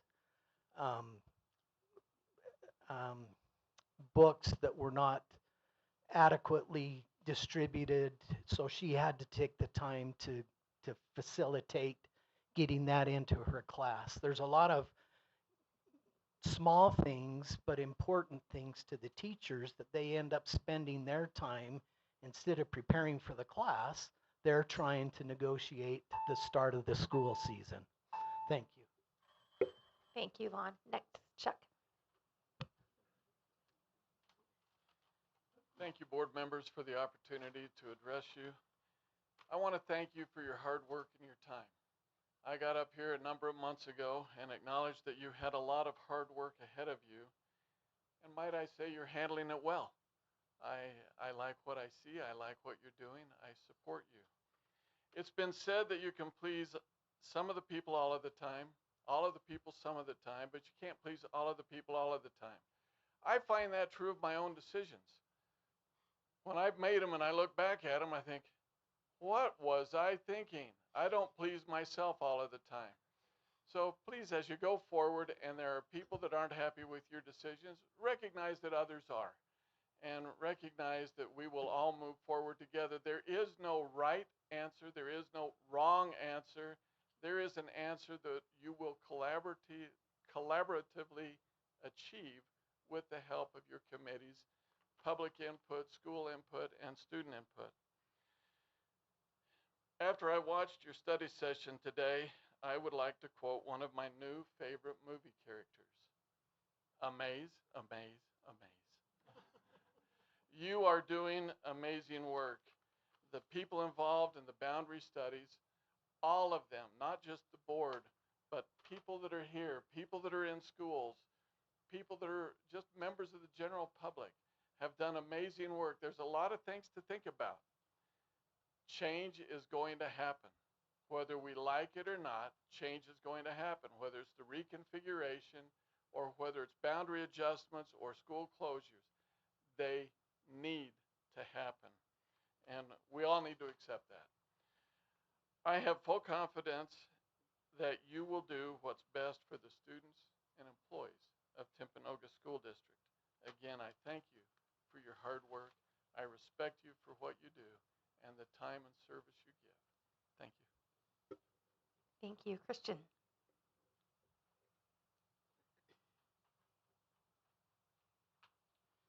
Hi there, my name is Christian Allred, and I live here in Linden. I have 4 kids left in the Linden school districts. They have a combined 29 years of school left in Linden. I'm invested in what's going to happen. I'm here to talk about the harm that happens when you close our schools. All of my Linden schools are up for closure this year. And I'm here to make perfectly clear what that harm is. Let me give you some sample numbers. If I have to drive an additional 3 miles to Canyon View or to Pleasant Grove Junior High School to drop off my daughter, after 182 school days, that's 1,965 miles that I have to drive. At 65 cents a mile, that's $1,277 for my family. Multiply that across just 3/4 of the student at Oak Canyon, you have cost families $1.5 million this year in commuting costs. The median income of Linden is $120,000. That means extra drive time cost for parents at a conservative estimate would be $5,000 per person, $5 million a year in work time that you'd be causing families just to drive their kids to a new school. What about our home values? The Open Door Study 2025 estimated that at a conservative level, your home value is 10% of how your school is rated, how close you are, and how well your school is rated. The average home price in Linden is $750,000, meaning that just for the families of Oak Canyon, if you close their schools, you could cost them conservatively $75 million in home value. That's just one school. Think about all the multipliers you have on this page of all the schools that are going to close. So I don't agree with what the gentleman before me said. I can contradict that. We don't need schools to close and agree that they're going to close. It causes harm. What about the harm that's caused to our students? They don't want to spend 18 minutes more just in transportation to get to school. From a Texas study of 500 schools, studied for 22 years, students who attended a school, this is in the Education Week magazine, you can look it up. Students who attend a school that closes during their K through 12 career have a lower test score, along with worse attendance and behavior in the short term. In the long term, they're less likely than their peers to complete college and have a job, and their earnings tend to be lower. We have high-performing schools that are well-beloved in our neighborhood. They have solid reputations, and they contribute to our identity and who we are as a community. That's a heck of a thing to throw away by closing our schools. We chose to break away from Alpine School District because this is all they ever wanted to do, was close our schools. And now, without even having a school year, here we are with a list of schools to close. So we have the highest tax cost per student in Linden as a resident. And now here we are closing all of my schools. I ask you that if you call yourself a public servant, don't serve whatever the other interest is, serve the public interest, and don't close our schools. Thank you, Christian. Next up, we have Jonathan, is it Waynes? Wyans? Jonathan. And then Shantae Sundell. Did I get that right? Yeah, and then Tara Bruff.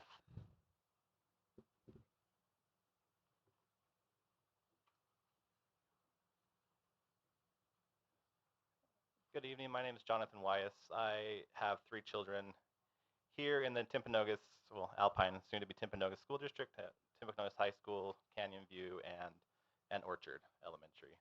I'm also on the School Community Council at Orchard. I just wanted to speak to the special programs that are available now in Alpine, and just hoping that those are part of the discussion about what schools are closed. And especially my kids have been in the dual language immersion for Spanish for now. It's been over 10 years now that they've been in those programs, working their way through. Our youngest is in 5th grade. And the one thing I know you're aware of this, but I just hope that this is a discussion point, is if we're made aware which programs are intending to continue, and how those are playing into the boundary studies, just because especially Orchard and other dual language immersion schools, they're pulling people from all over the district and even outside the district. So it's not really a boundary issue as much as a programming issue. And I know that there are families that have chosen Orchard, us included. We don't live in Orchard boundary. We actually live in Bonneville boundaries, but we've been in Orchard and moved a couple times, but stayed in Orchard because of the programming. And there's a good chunk of the school is the same way. So I would just hope we get some clarity, the families in the programs, those that are like myself, that we're almost done with elementary, especially if the schools go to the middle school model. This could be our last year at Orchard, but we have families that are a few years in or have actually chosen Orchard for kindergarten on purpose because they want that programming. So I would just hope we'd get some clarity sooner than later, the state of those programs. Thank you. Thank you. Shantae.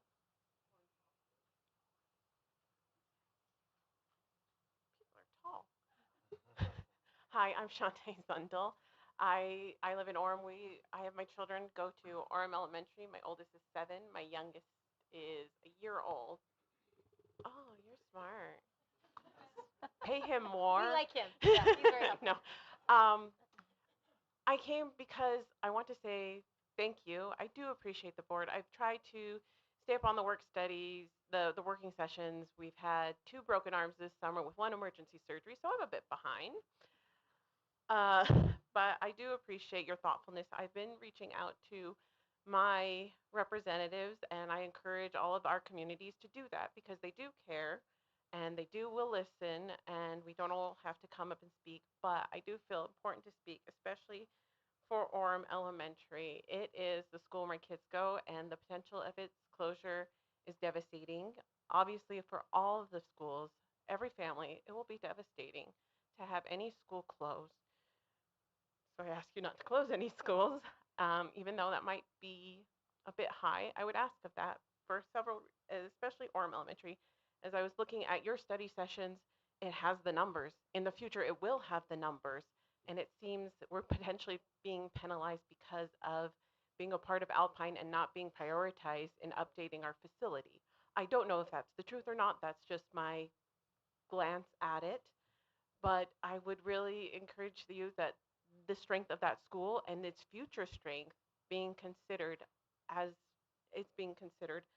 Also, I would like to read a quote from one of our founding fathers, John Adams. It was a letter sent to John Jebb in September of 1785.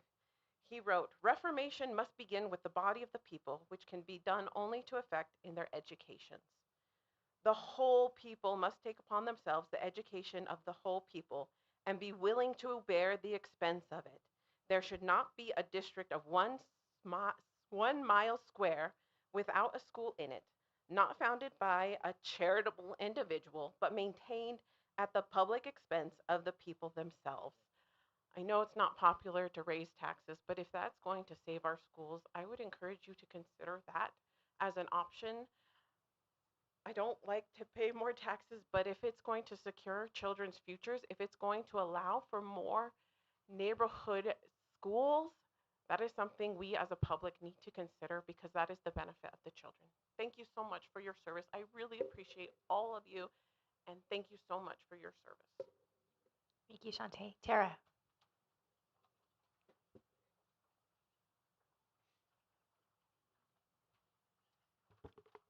I am just going to start off by saying I'm really nervous to stand in front of you guys, but this is so important to me. So if I'm shaky and like I don't make sense, just bear with me for a second. There's 3 points that are really important that I'd like to make. I live in Linden and I have 4 children attending the school district, attending school. And it's really disheartening that all 3 of our schools are on this list, all 3. I was on like a big team that fought to keep Linden open, and I'm like at the realization now, like if Linden has to close, like I'm okay with that as long as Rocky Mountain becomes a Linden Community School. What was really upsetting with ASD was that the DLI program, which I think is a great program, had preference over the Linden residents. They were going to put some in Aspen, some in Rocky Mountain, and we were going to be split. There was no Linden Community School, and that's so not fair to our students. And DLI is great, but they're already being transported from other cities to come. Why not move them instead? And I just really beg you to have a Linden Elementary School for all of our kids to go to. I think that they deserve to have a community. Also, looking at Oak Canyon and Canyon View, I hate to put schools against each other because I want them both to stay open. But Oak Canyon for me is the preference just because their scores are better. In math, we're scoring 20% higher, 10% more in our reading proficiency. The school itself is newer, and there's a higher enrollment at Oak Canyon right now, so you're displacing more students by moving them. Also, I do feel like the location of Oak Canyon is in a better location for the Linden residents and the North Orems. I feel like you can make that a great community, and we have a lot of people who choose to go to Oak Canyon because of the atmosphere that we have there, behaviorally wise, I can say. The last issue I want to bring up is 6th grade going into junior high. I love that 9th grade's moving up. I think you guys have kind of already, they're talking about the school like it's happening, and I'm fine with that. but I look at my sixth graders now, and they are just not emotionally mature enough to handle the problems that you see in junior high. And even though you want to come and like bring them in and have like a little cluster, they're still a part of that junior high school. They're still going to see the issues that junior high kids are dealing with, and they're just not emotionally ready. I don't want my kids to have to grow up any faster dealing with the issues that junior high kids are dealing with. So please look at that as you're considering sixth grade moving up. Are they really emotionally mature in order to handle those junior high problems? Thanks for your time. Appreciate it. Thank you so much, Tara. Our last commenter is Jacob Perazo. My name is Jacob Perazo. I live in Pleasant Grove. I have 4 boys that attend Pleasant Grove schools. I actually campaigned to be in your exact same seat. Guy is somehow won, I don't know. But I'm grateful. I'm here to actually share my gratitude for the work that you've done. I teach social studies. I teach at Skyridge High School, which will be in Aspen Peaks, but still Alpine at this point. And as a social studies teacher, I teach my students of making arguments with evidence. And as I look at the studies that you have presented, as I look at the research you have done, as I've been in meetings with many of you, I recognize the work that's gone into these decisions. And so thank you for that. I'd also like to share that, so 8 years ago, I had a major health thing pop up in my life, and my doctor said, live with 50% in the river of hope and 50% in the river of reality. And I think that's what we need to do as a community, is recognize that we are always going to have our personal preference, but as long as you guys are making decisions based upon good data that supports student learning, I think we need to recognize the river of reality. I actually campaigned on school closure. I know that might sound a little, but I think it's fiscally important to at least close some. And so we'll see how the night goes. But thank you for your time, and I am excited to see what happens tonight. Thank you, Jacob. Okay, so that ends our community comment time. The board was presented with the minutes from our last meeting in your board documents. So I will entertain a motion to approve the minutes as they were sent. I move that we approve the minutes as they were sent. I'll get a second. I second it. Thank you, Grace and David. Okay, so we have a first and a second to approve our minutes. Any discussion regarding the minutes? Okay. I do. Thank you, Karen, for great minutes. Yes. Agreed. Okay, seeing no more discussion, all in favor of approving our minutes, please say aye. Aye. Any opposed? Seeing none, that is passed. Okay, I will now turn the time over to Dr. Jensen for a couple of resolutions. All right, the first resolution on this, there's a page in your board documents for this, but it's resolution number 2026-016, and that is just to surplus 1 ASD transit van and 1 ASD utility trailer. If you've had a chance to look at those, these are basically just routine surplusing that would be, all 3 districts have to agree on any of these. And if you haven't looked at those, I would encourage you to look at those. But if you have any questions, we can discuss. So I thought it was interesting, this Forest River van is actually new. So I want just you guys to note that I did read everything. And I noticed that that was a new one, but that for some reason, it doesn't meet safety or risk management a situation. It holds too many children. The limit is 10, and this was a 15 passenger van. So they bought too big for their needs. So that's being. Because employees, non-bus driver employees are driving it.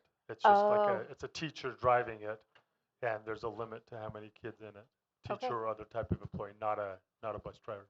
Yeah, and so their goal is, it looks like they're hoping to get as much out of it as they paid for it. So I will sorry, entertain a motion to approve resolution 2026-016. I move that we approve resolution 2026-016. Can I get a second? I'll second that. Thank you. Any discussion? I guess I should have saved my thought comment for later, but discussion? I have a question about the trailer. I think did it say it was Sky Ridge's band? It's Lone Peaks. It's Lone Peaks Band trailer. And they're just going to buy a bigger one because they're a bigger band? Yeah, and if I remember right, those funds are coming from Lone Peak. Maybe Todd can speak to that. So those are coming. It's owned by the school, but I think the boosters for the band program. So whatever they can sell that for will be going back into the band program, and they will be purchasing a new trailer from the band funds.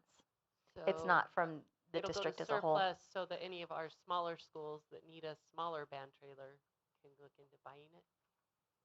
Possibly, but I also noticed that they were having problems with the floor, that it was maybe not as structurally sound.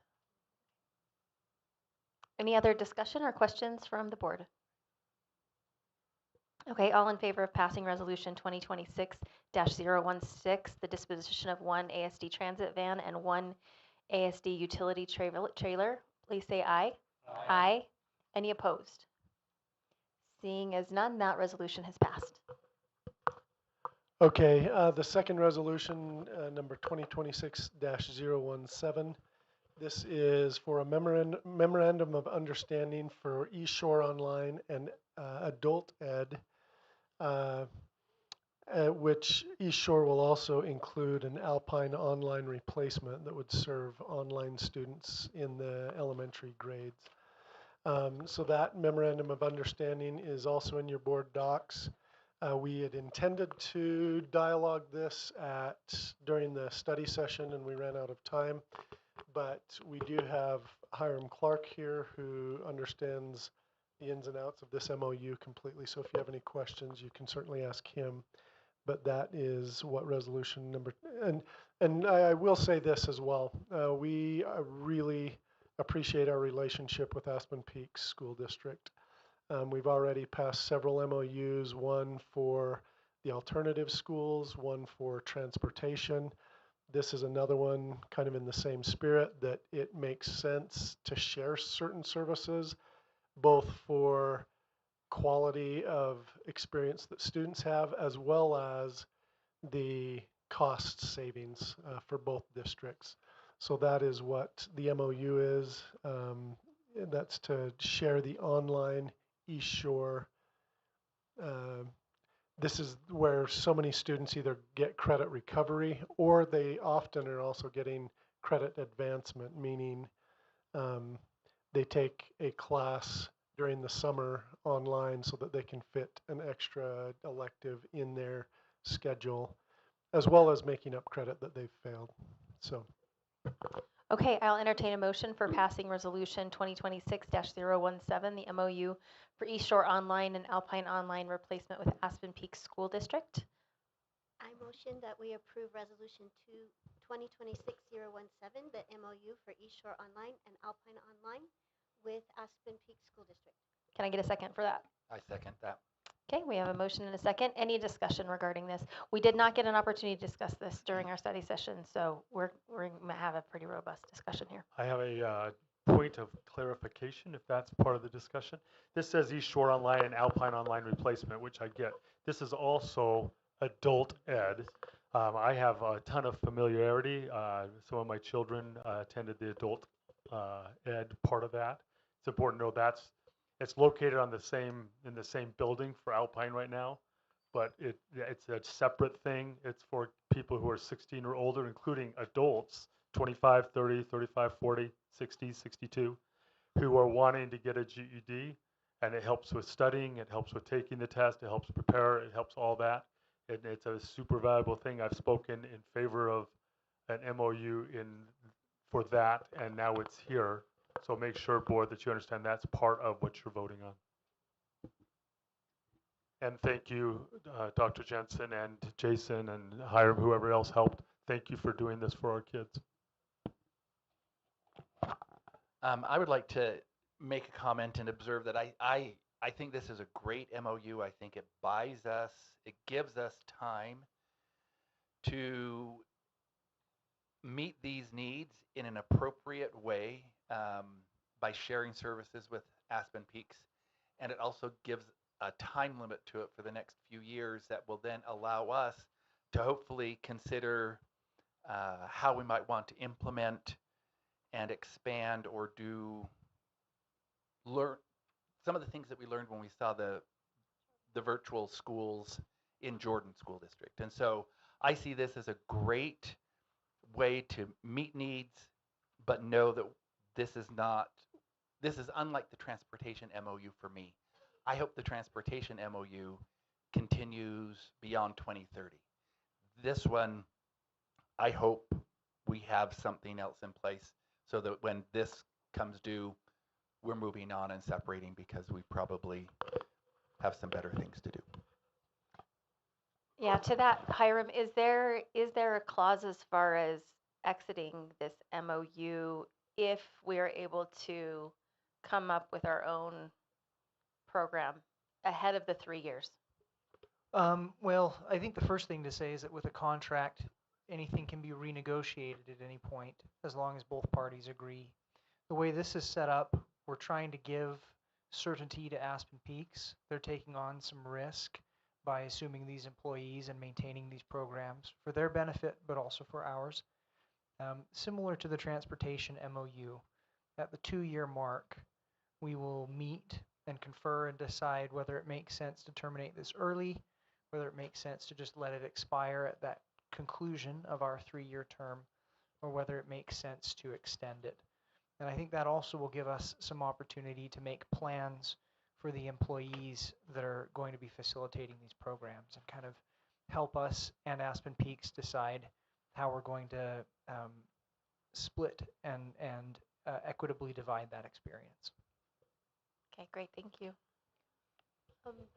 I just wanted to make an observation like Sterling. I agree with him. I think this is a great interim thing because I think we can do an even better job if we follow some other guidelines.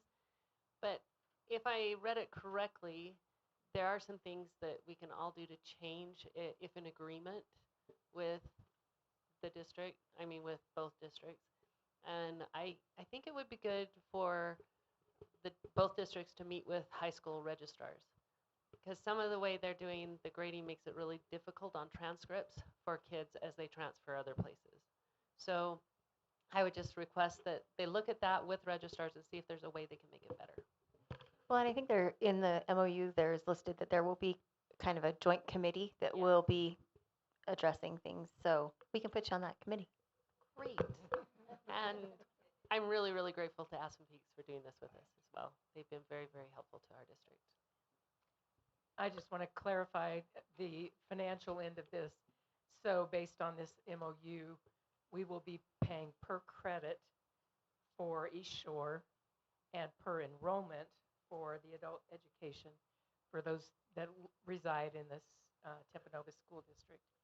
And in addition to that, there'll be a quarterly payment for operations expenses. Is that summarizing it? Yes, that's correct. With respect to both the division of employees at the conclusion of the term and the quarterly operation expenses, we will share based on use, not based on student populations, right, which would be about a 60-30, 60-40 split, but based on use. And the easiest way that we could determine to measure those, for East Shore and Alpine Online, it's very straightforward. For the adult ed offerings, it's a little bit more difficult, but we figure that the same, on balance, your Aspen Peak enrollee and your Timpanogos enrollee will use similar services and to a similar degree.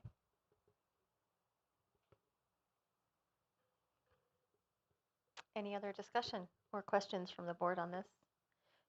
Do we feel we've had a motion and a second? Everybody feel? Oh, go ahead. Has Aspen Peaks approved this, or is that coming? That's tomorrow. Tomorrow, In their thank you. board meeting. They're planning on discussing this and bringing it before their board tomorrow. So, do we feel comfortable moving forward with this? Okay. All in favor of passing Resolution 2026-017, the MOU for East Shore Online and Alpine Online replacement with Aspen Peak School District? All in favor say aye. Aye. Any opposed? Seeing none, that has passed unanimously. I will now turn the time back over to Dr. Jensen to talk about the next, several of our agenda items. Okay, first and foremost, I would highly recommend, if you have interest in any of the boundary study issues, to definitely go back and listen to the study session earlier today, as well as many other study sessions in the past. There's a lot of nuance and detail that we're not going to be able to repeat tonight in the board meeting. But I do want to just emphasize from a timeline standpoint, this officially opened in April. There's been significant work, significant public input already. It is not required by law, but that you all believe that we should engage in so that our public is aware as well as involved in the decisions. That's an important part. It reflects our values. And the other thing that I would emphasize heavily in this, as we get into making motions on these, is it is not the intent of the board, from what we've talked about in committee meetings and everything else, to close all of these schools. This massive boundary study gives us a chance to look at all these schools. And 2 weeks ago in board meeting, you gave us the direction that we want to name schools that would be closing, as well as any school that would be receiving. And that's an important distinction. That's going above and beyond what the law requires. And here's why. What you talked about in board meeting 2 weeks ago was being ultra transparent. And a good example of that is the Sierra Park Hillcrest closure from a few years ago. Only Hillcrest was named, but Sierra Park really in many ways was just as affected as Hillcrest, because it ended up being a new school build, different name, and a different school community. The only thing that was the same was it was on the same plot of ground. And so what we're talking about here is being ultra transparent with our public to let them know that it's more than just schools that might actually be closed, but it's also every school that would be significantly affected as absorbers. One other important part of that as well is that sometimes we think in terms of pairs, because usually only one school is being named for a closure, and we think in terms of it's going to combine with this one. Because of the nature of this huge boundary study, it actually gives us significant flexibility to make sense of some boundaries that maybe don't make sense. And so in addition to closure studies and notices, we will be entertaining tonight boundary studies that could affect almost every school in our district. And then the last thing I would just emphasize is that this is not a reflection in any way on a school or that a school is doing a poor job. Not in any way at all. This really does have to do with when a school gets too small, it's hard to give each child as good of an experience because they can't have 4 specialties in the elementary school, or they can't have a full array of AP classes, among other things. And so there were some copies back here. I don't know if there's any left, but are both our vision and values as well as our robust school criteria. We never started a boundary study with the question, what schools should we close? We started a boundary study with the question, how do we make a robust school for every child? And so as we go through these different uh, motions to study these schools, I would just keep those elements in mind. Okay. I have help here. I had some help with writing how we need to say this. There are definitely state statute requirements that we have to meet, and so we were doing that, but also um, there might be discussion. So we did this a couple weeks, about a month ago, where we opened up the configuration study, and it was very rote. This one, there's going to be some discussion, possibly as we talk about schools. So I want the board to recognize that we will kind of go in order, but then I will open it for discussion, and we can have a good discussion. So I'll just read what's been given to me. As you can see from our agenda, the board may take action to formally initiate a study of the closure or consolidation of specifically named schools and special enrollment programs. Given the potential for significant consolidations, the board may also initiate a study of the boundaries for each school within Timpanogos School District.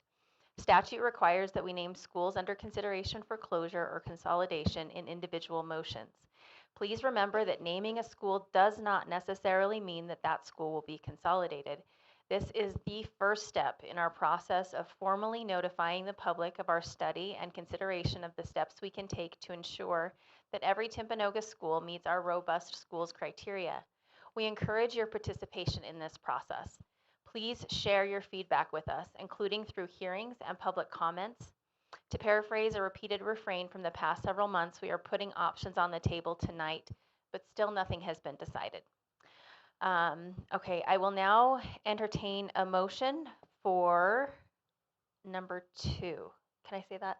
And then we'll start with Ada. Hiram? All right. I move that the board initiate the study, excuse me, of the closure of Canyon View Junior High School, including any of its special enrollment programs, and direct the district employees to notify the public of the study and potential closure. And you're going to second. You just second, Guy. I'll second that motion. I'll second that motion. So the motion has been made about the closure of Canyon View Junior High School. Any discussion?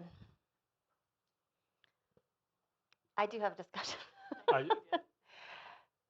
Do you? Go ahead. Yeah. You all know that I was an educator in my previous career before I became a board member.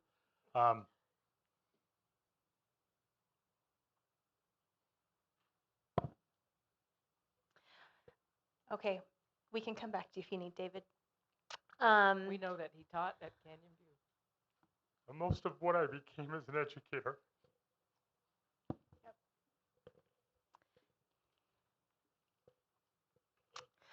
So we talked about in our secondary committee, we had a discussion about some different options in trying to come up with a pure feeder situation. Canyon View was listed with 3 options, but it seemed like in the secondary, to be able to get Canyon View to even be an option for closure, it would require massive changes to the boundaries of our high schools.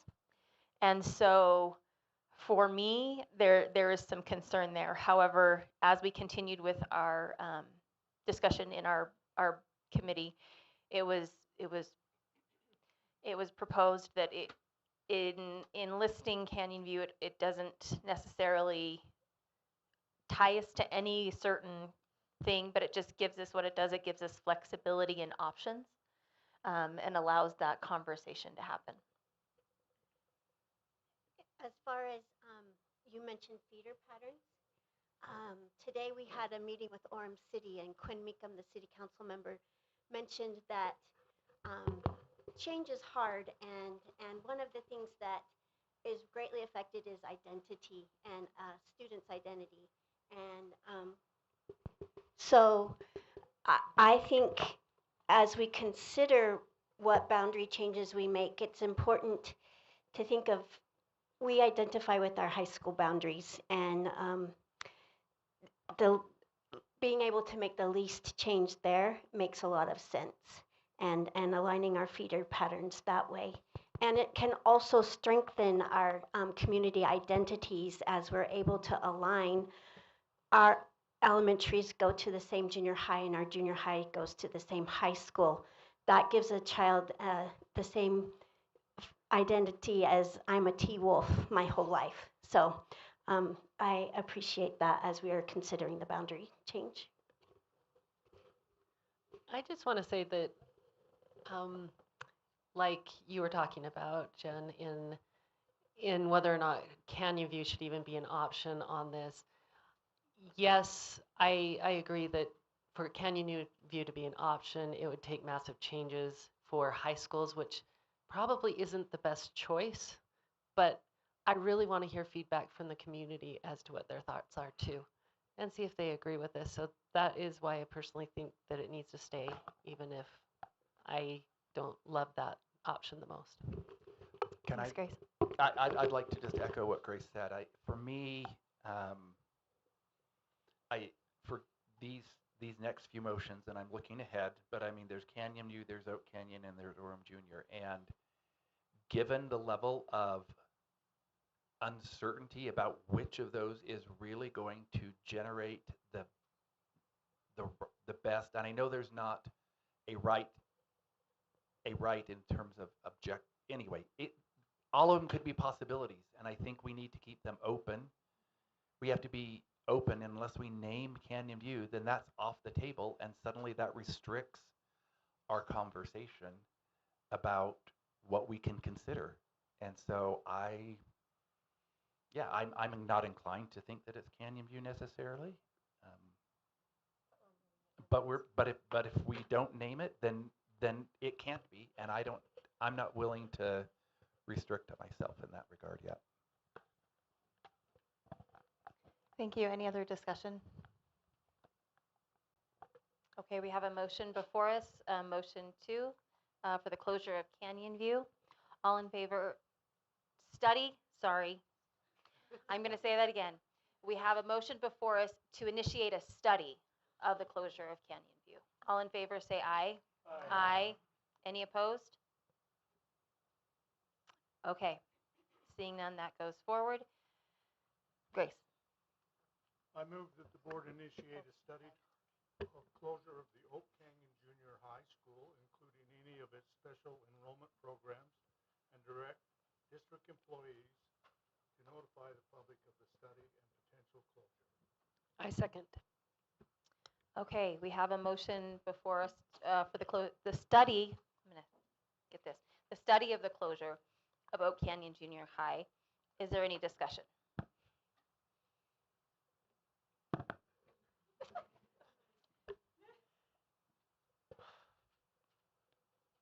Take your time.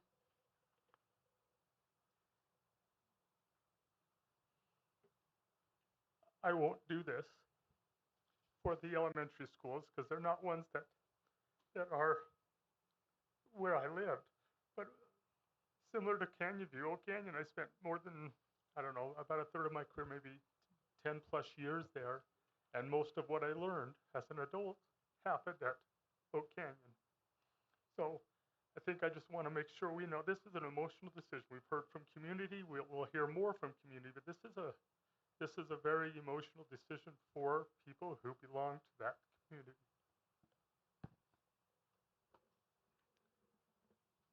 I just want it said that I think that Oak Canyon has the best view of all the schools. So I just want to put that in as a plug for Oak Canyon. And I want to add that, just like David, Canyon View is where my husband works. So that's hard. And then also Oak Canyon is where all 5 of my children will have attended. That might not be true for elementary and junior high school for all 5 of my kids, but all 5 of my kids, and that's the place I've been the most active. So yeah, this is hard. As a representative that is in the Timpanogos area, my schools are hit the hardest by this study. And it's interesting to note that Dr. Jensen pointed out that North in our district, Pleasant Grove area has had some consolidation already with Valley View and Central Elementaries.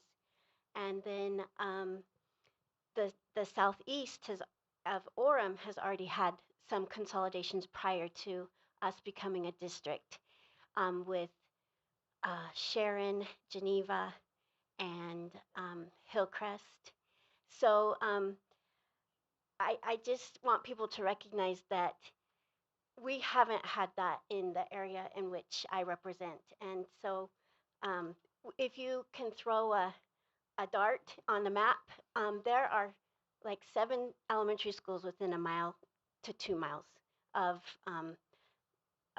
our area, any point in the area that I represent. So as our population has declined, one fact that we've pointed out in other study sessions, but I just want to say here to the people that are here today, our enrollment is the same in elementary school as it was in 1980 with 3 additional schools.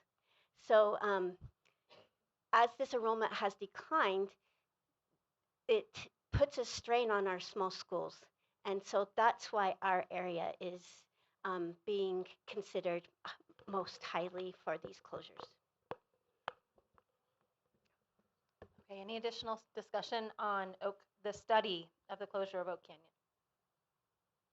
Okay, we have a motion and a second. All in favor of initiating the study of the closure of Oak Canyon, please say aye. Aye. Any opposed? Okay, let's move to Grace. I move that the board initiate the study of the closure of Orem Junior High School, including any of its special enrollment programs, and direct district employees to notify the public of the study and potential closure. I second the motion. Okay, any discussion surrounding the study of the closure of Orem Junior?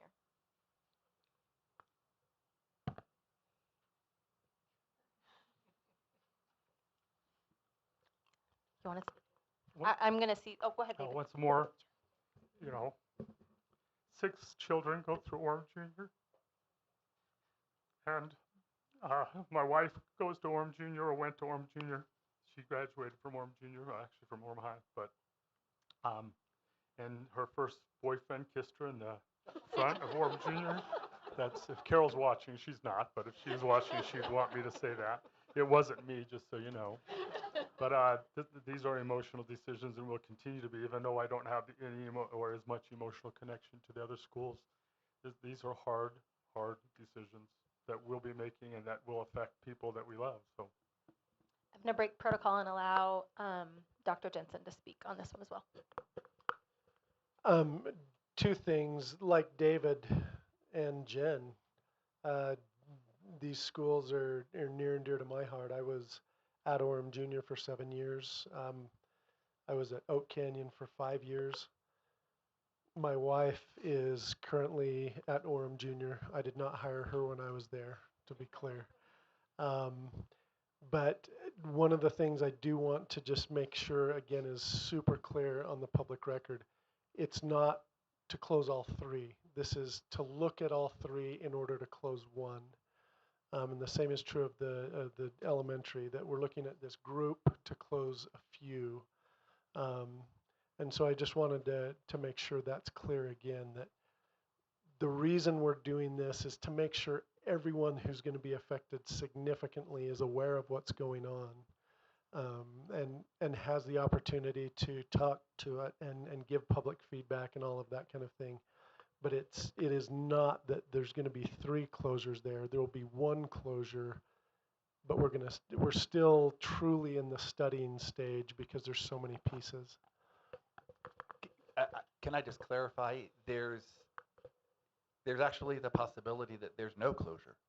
I mean, we really are going into this saying we think that these 3 are being studied for closure of 1, but if in our study we reach the conclusion that none should be closed, I'm not saying that we will, but I mean, we don't know at this point. I just want to clarify that we are closing 1 for sure.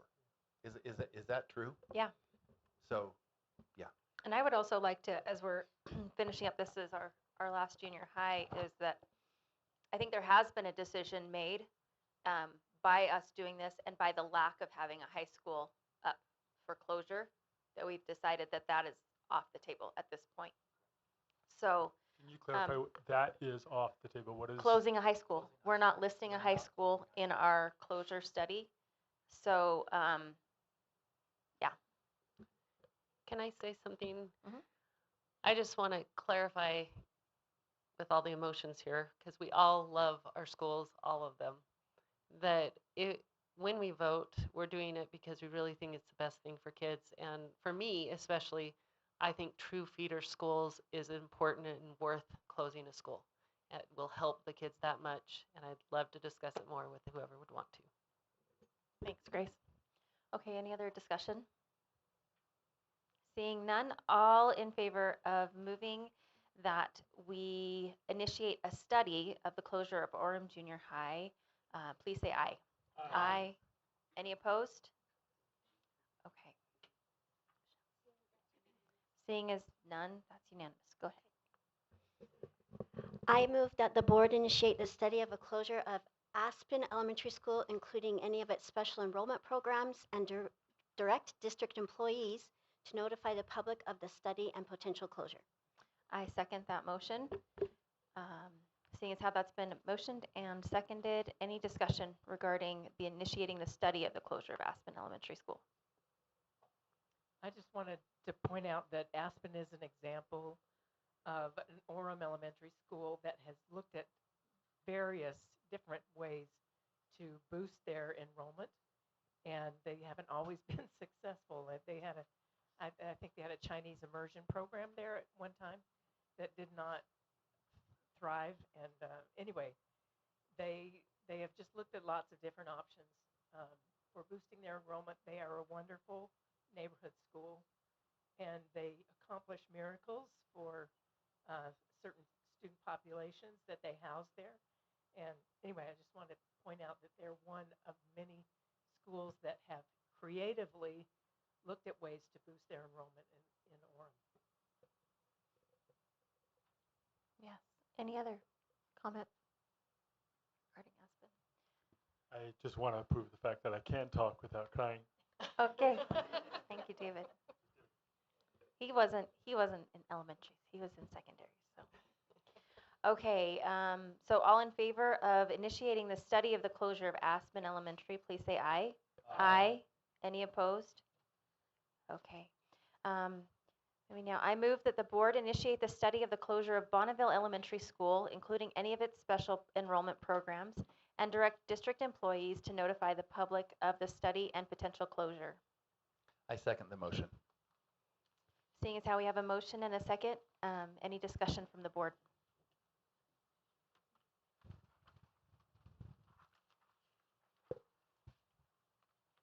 I think we'd probably all like to say these schools have impacted us. We have been in every school as a board, and just want to reiterate, this isn't any, initially what we're looking at is numbers. So we haven't looked at programs or Well, numbers as a surrogate for these other criteria, robust criteria, right? I mean, yeah, to get to the level of robustness that we're yeah. looking for. I think that, yeah, just want to be clear. Okay. Any discussion? Okay, seeing none, all in favor say aye. Of, I gotta say the thing, I think. Of initiating the study of the closure of Bonneville Elementary, please say aye. Aye. Any opposed? Seeing none, that has passed. Okay. I move that the board initiate the study of the closure of Foothill Elementary School, including its ALL program and any other special enrollment programs, and direct district employees to notify the public of the study and potential closure. I second it.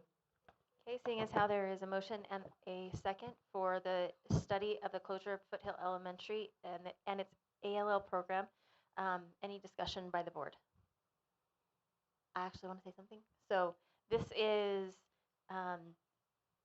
we have the DLI and the ALL programs, so we are listing every one of the DLI and the ALL programs, not for closure necessarily, but this gives us the opportunity to move or move them or close them to a different, yeah. with the consolidation, be able to move those. So, yeah, any discussion on that? In our robust criteria, one of the outcomes that we hope for our elementary is to have gifted and talented opportunities at each school. Right now, we only have 3 gifted and talented programs throughout our district. And we have seen a model in Jordan School District where there's a gifted and talented specialist at a school that can help provide extensions for every student to have that opportunity. And so that is what we're aiming for in the elementary comprehensive offerings outcome. That does not mean that we aim to get rid of gifted and talented magnet. So I just wanted to clarify that. Yeah. It might look different. We have 3 of those, and we might not keep all 3, but we're not aiming to get rid Yeah. of them. It's my understanding that over the years, they've reduced the threshold. Is that a good way to say it? Threshold of what qualifies for ALL in order to fill classes. So our goal is to get that back up to being a more robust, gifted and talented magnet program, but then also recognizing that there's a lot of students that are precluded from going to a different school because their family situation doesn't allow them to drive to a different campus. And so those students shouldn't be penalized for that. I think there needs to be some offerings, which is why I'm excited about the potential for this gifted and talented specialists. But we also recognize that there are students who need something different, and that's what we're aiming to provide is for each student to get what they need here. So yeah, I think that's all I wanted to say about that. Okay, any other discussion about that? Ada? Okay. Okay, so where are we? So we have a movement and a second for motion and a second for the study of the closure of Foothill Elementary. All in favor, and its ALL program. All in favor, say aye. Aye. Any opposed? Seeing none, that has passed unanimously. I move that the board initiate the study of the closure of Linden Elementary School, including its ALL program and any other special enrollment programs, and direct district employees to notify the public of the study and potential closure. Ada? Second. Okay, we have a motion and a second for the study of the closure of Linden and its ALL program. Any discussion regarding this?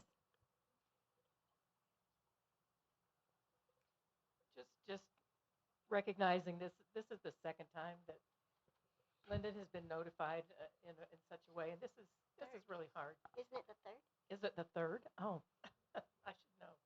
But they continue to have a wonderful program, their ALL program, and offer just a wonderful experience to students there. I have a granddaughter who's attending their program this year. So Not just their ALL program, their culture and community is very strong. And my uncle was actually the first principal at Linden when it opened the new building. So I have some connections. I just also want to set that because of things like that with Linden and some of the other schools that have been named several times, the hope is we never have to name another school again. We get this to where it's good and we can just build our communities. Yeah, well, and I mean, to that end, we're going, our known numbers right now are 2025, right, Jason? Our enrollment numbers. So we'll get new numbers for 2026.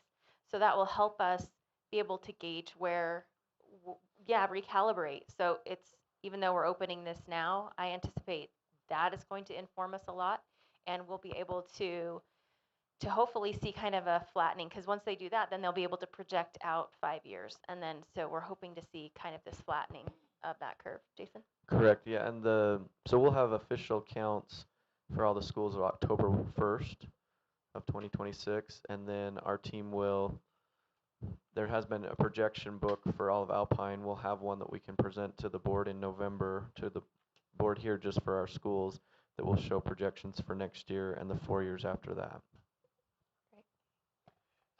As long as ALL program, I think is mentioned here for Linden Elementary, I would just add to the conversation that was started around Foothill and the ALL program, that one of the things that I think is really important is that we intend to implement universal screening as well. That's if we're really going to do and identify those students who are gifted and talented, we have to implement universal screening. We can't leave it to, oh, a parent is going to bring the child or not. We've got to implement universal screening across the board in order to truly identify. So I think that's just worth mentioning as part of our changes as we're approaching and thinking Could about I just gifted add to and that? talented.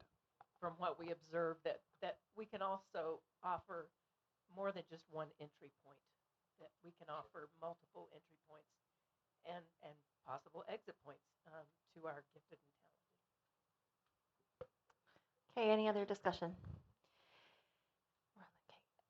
Seeing none, all in favor of initiating the study of the closure of Linden Elementary School and including its ALL program, please say aye. Aye.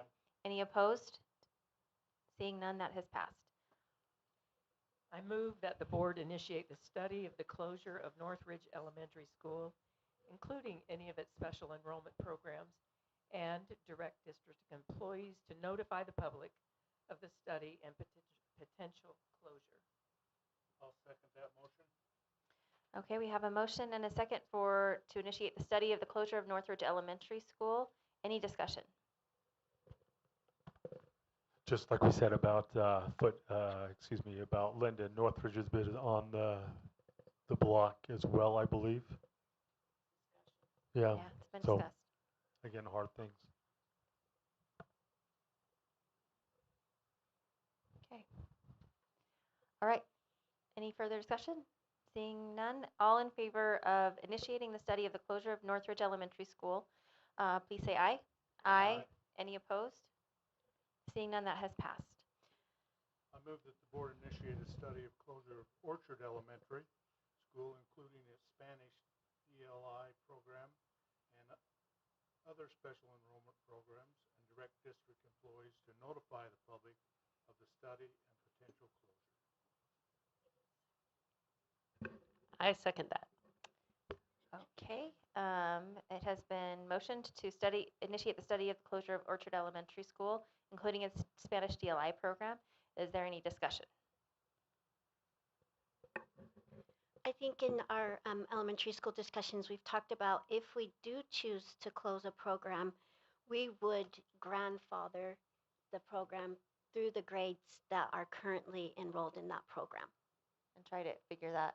Yeah, that's something that we'll definitely work on. Can't just, yeah. There's a matriculation too from elementary to junior high and high school that we would also need to address. Any other discussion? Okay.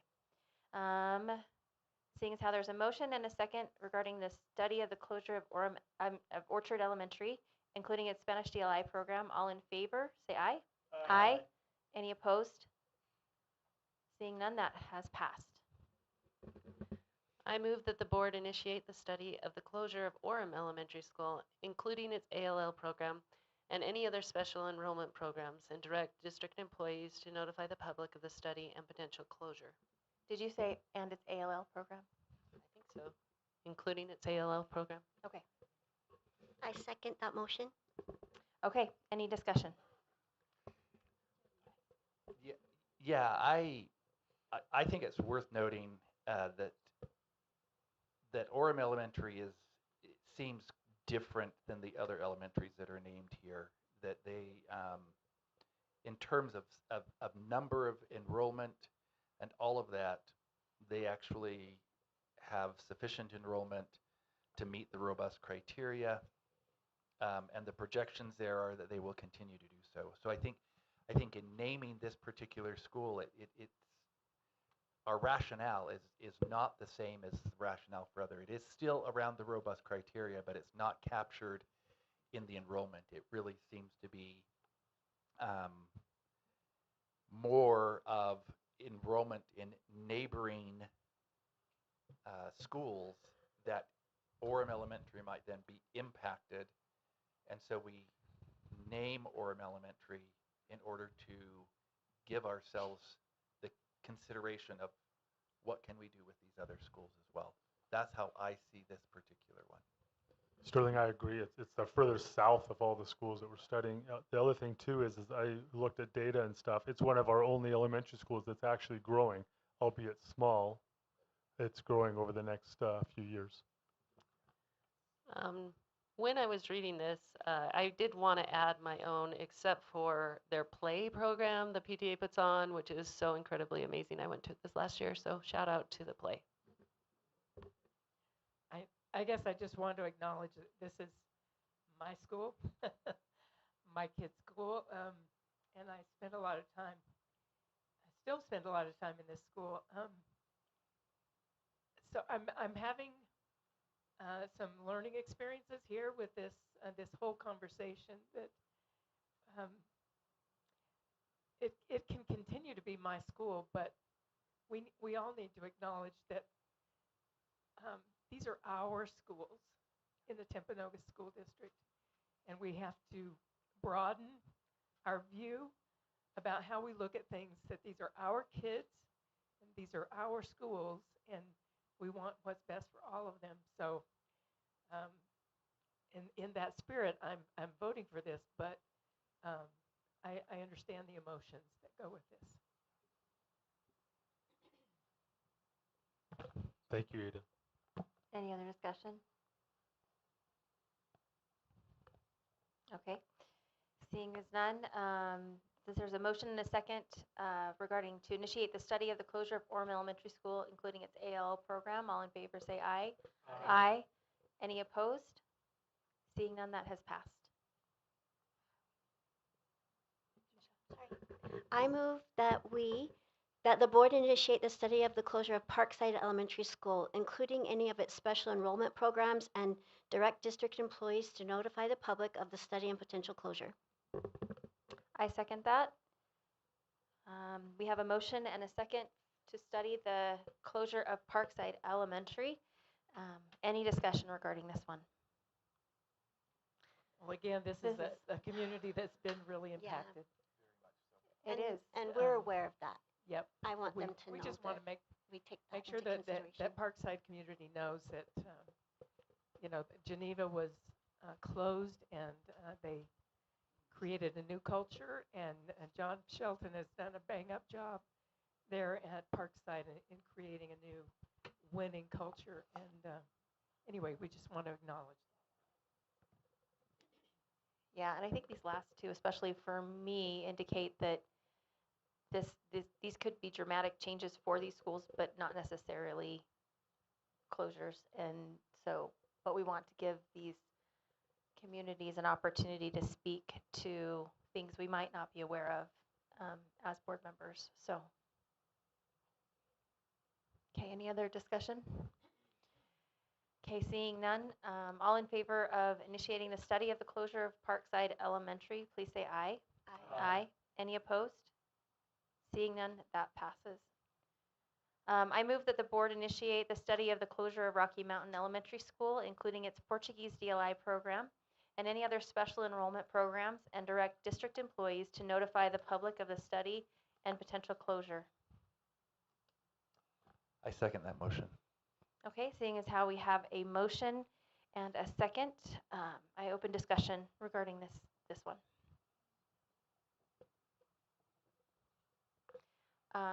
I will mention that this school is in my area, and a lot of discussion was had during my campaign, particularly surrounding this school, in regards to the fact that and I can see why ASD has done this in the past. Not to, hindsight is always 20/20, so I don't want to cast shade on them, but I think sometimes their process for dealing with a school that was under enrolled was to throw a program there, either ALL or DLI, to try to boost enrollment, to try to get people to come there. And I think that this school is how we see that this has backfired in a way that the general ed population at Rocky Mountain. I heard from them a lot as far as this school will have a first and second grade split this year. That means that you have a one class that has half first graders and half second graders, and you have one teacher. And bless Mr. Eager, they have an aide that's going to be amazing in that classroom, but still that is a hard ask. And as we're talking about that, this to me is pointing to the reason why I'm willing to do this hard right now, is that we need to create schools that can support these wonderful programs, these ALL and the DLI programs, but also can support first and foremost our neighborhood attendees, the students that are going to that school. And so for me, this has been kind of the impetus for me in getting on board with looking at these closures.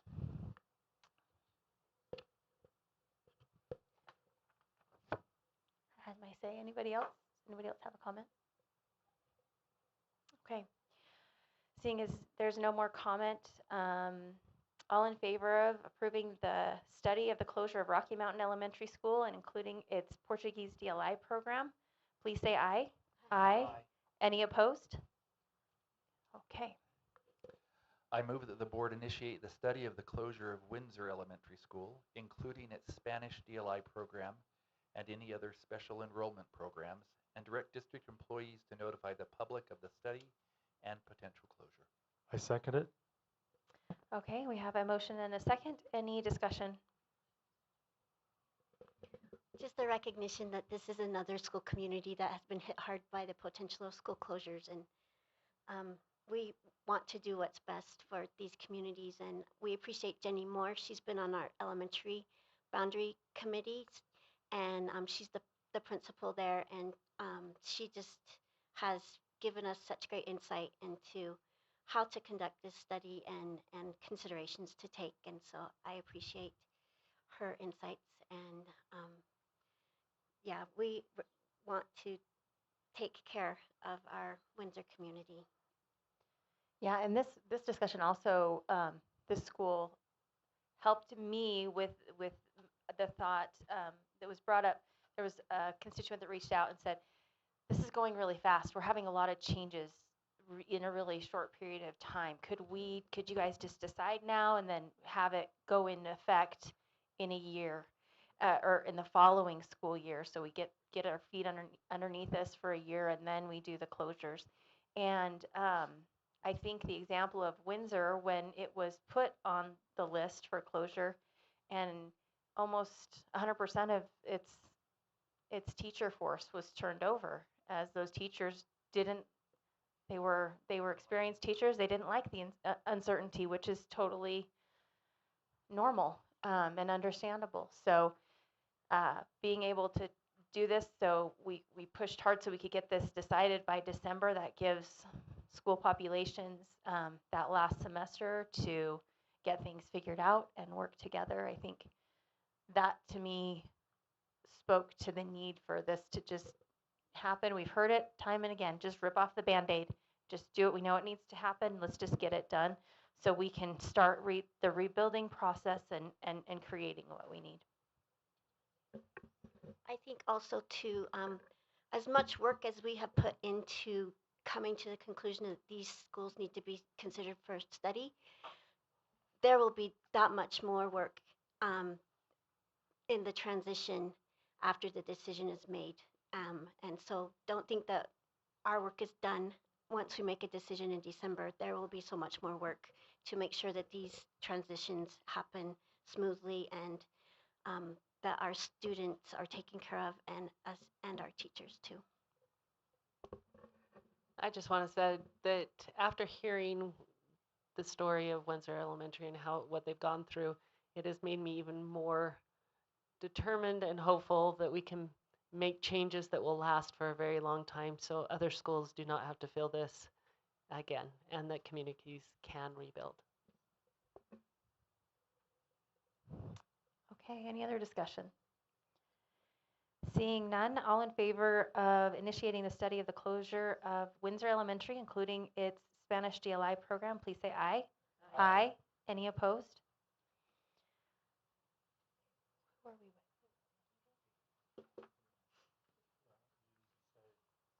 with? Seeing as none opposed, it is passed. I move that the board initiate the study of the closure or movement of the Chinese DLI program and any other special enrollment programs at Cascade Elementary School, and direct district employees to notify the public of the study and potential closure or movement. Ada? I second. Okay. Any discussion regarding this? I think it bears, oh, go ahead and say it. Well, I think on this one, it's worded differently because really, as we're considering special programs at the elementary level, DLI, ALL, special education programs, we need to have the ability to move those at this point in time with all of the changes. And Yeah, so with boundary changes. we're not with the boundary changes. So we're not studying closure or even consolidation for Cascade Elementary School, but because they have the Chinese DLA program, we need to at least put them in the mix in case we need to make some changes there. So this just gives us the flexibility to do that. I just don't have a crystal ball. And so I can't see that many ways and different iterations to know whether or not yeah, that's a crystal ball, but that's not helping me, David. So we just, and it's not done cavalierly. We understand that in naming that this will raise some anxiety in these communities. We recognize that, but as Ada said, I think it was Ada, we have the responsibility of looking at our schools, not just my school. And so, again, this is not done cavalierly, but we need that flexibility. I just want to give a shout out to Cascade. They've been through a lot with, they had to be rebuilt and they had to move to Hillcrest for a while and come back. And then they were combined with Sharon Elementary. And so the last 5 years have been a lot of change for them. And I just want to give them a shout out on how well they have managed with difficult situations. And especially to their PTA who has risen and just helped the whole community go through changes in the best possible way. Thank you, Grace. Any other discussion from the board? Seeing none, all in favor of initiating the study of the closure or movement of the Chinese DLI program at Cascade, please say aye. Aye. Any opposed, say nay. Seeing none, that has passed. Where are we? I think we're Ada. I move that the board initiate the study of the closure or movement of the Spanish DLI program and any other special enrollment program at Cherry Hill Elementary, and direct district employees to notify the public of the study and potential closure or movement. I'll second that motion. Okay, any discussion on this one? This follows the same line as the one we just talked about with Cascade, but Ada? Yeah, just recognizing that Cherry Hill is the very first DLI program in Alpine School District, and they have a long history of Spanish. Yeah, and when we had the DLI focus group, it was interesting to see, as we discussed DLI and the different iterations of DLI that are utilized in Cherry Hill, kind of has more of a, it's not only teaching English speakers Spanish, but also kind of facilitating the Spanish speaking students that they have. It kind of helps them. So it's a different type of model. So that's an interesting opportunity for us to study going forward as we look at our DLI. So that's been helpful. Any other discussion regarding DLI? Okay, seeing we have a motion and a second for the closure, to study the closure or movement of the Spanish DLI program at Cherry Hill. All in favor say aye. Aye. Any opposed? Say nay. Seeing as none, that has passed. I move that the board initiate the study of a boundary change for each high school in the Timpanogos School District and direct district employees to notify the public of the study and potential boundary change. I second that motion. Okay. Any discussion regarding the boundary changes for the high schools? This one we're able to do collectively for just high schools. We don't have to name each high school, thankfully. So, yeah, any discussion? I am very interested to find out what the public feedback on this will be. I want to know how much you want your boundaries in your high schools to change little or a lot. Or some. Yeah. Any other discussion regarding that? Okay. All in favor of the board initiating the study of boundary changes? I think it would be easy to say boundary changes for each high school in the Timpanogos School District. Please say aye. Aye. Any opposed? Say nay. Seeing none, that has passed. I move that the board initiate the study of a boundary change for each junior high school in Timpanogos School District and direct district employees to notify the public of the study and potential boundary change. I second that motion. Okay, we have a motion and a second for the study of boundary changes for the junior highs. Any discussion regarding this?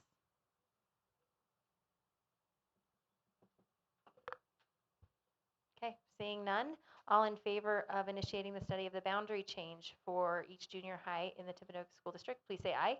Aye. Any opposed, say nay. Seeing none, that has passed. I move that the board initiate the study of a boundary change for each elementary school in the Timpanogos School District and direct district employees to notify the public of the study and potential boundary change. I second that. We have a motion and a second, so any discussion regarding the study of a boundary change for each elementary school? Just to clarify, that these last three are talking about a reconfiguration. No, these are talking about boundary These are changes. boundaries Mhm. as a result of, As a possibility to help us with the, just to keep it flexible. as we're trying to navigate getting our schools to a robust criteria. Thank you for that clarification, Ada. Any other discussion? Okay, seeing as none, all in favor of approving to initiate the study of a boundary change of each elementary school in the Timpanogos School District, please say aye. Aye. Any opposed, say nay. Seeing none, that has passed. All right. I'm going to go ahead and we're going to start with, try to remember which direction. Do you want to start? Sure. Okay, we'll go this way and we're going to let Dr. Jensen have the last word tonight. Just for the public, we met with Orem City Council today. It's our second time. It's part of our ongoing kind of outreach to the communities. We have Linden City in a couple of weeks as well with their council, and it's just great to hear from them and have them hear from us and be able to dialogue as we all, public officials, try to take care of the citizens and for us, the students in Timpanogos, but also the citizens of Orem and then later Linden and the other communities. But we had it was streamed as well, and it was a great opportunity for us to kind of hear from them, and looking forward to future times to meet with them. I'd like to direct my comments around what we've just done. We've articulated our reasons for why we're doing what we're doing, but I think it bears repeating that we're doing this. We're taking these steps because we think that it is in the best interest of our school district, both currently and in the future, to look at which closures need to happen. And there's several dimensions that have to be considered here. And it's not financial. If it were just financial, then yeah, we could at least consider raising taxes quite substantially. substantially, but maybe we could achieve that. But it's become really clear to me in the past several months that this is not a financial decision. There's a dimension to that, but that's not what's driving our efforts. And it's also not because we're hard-hearted and unfeeling. Thank you, David, for showing us that. We each one really care about our schools. And we have close ties to those that we sent our children to, that maybe we attended. I went to Westmore, I went to Lake Ridge, I went to Orem High. These things are not done lightly. But I invite myself and other board members and the public to really look at our district and not just at our school, not my individual school, but at all the schools. I think as we zoom in on our school, we'll see certain things, and I invite us to zoom out and see us collectively as well. We're not going to make any decision lightly and without thoughtful and careful consideration. I would also like to just ask the question of what it means to listen. And I don't know that I have a clear answer to that, but I do know that it at least looks like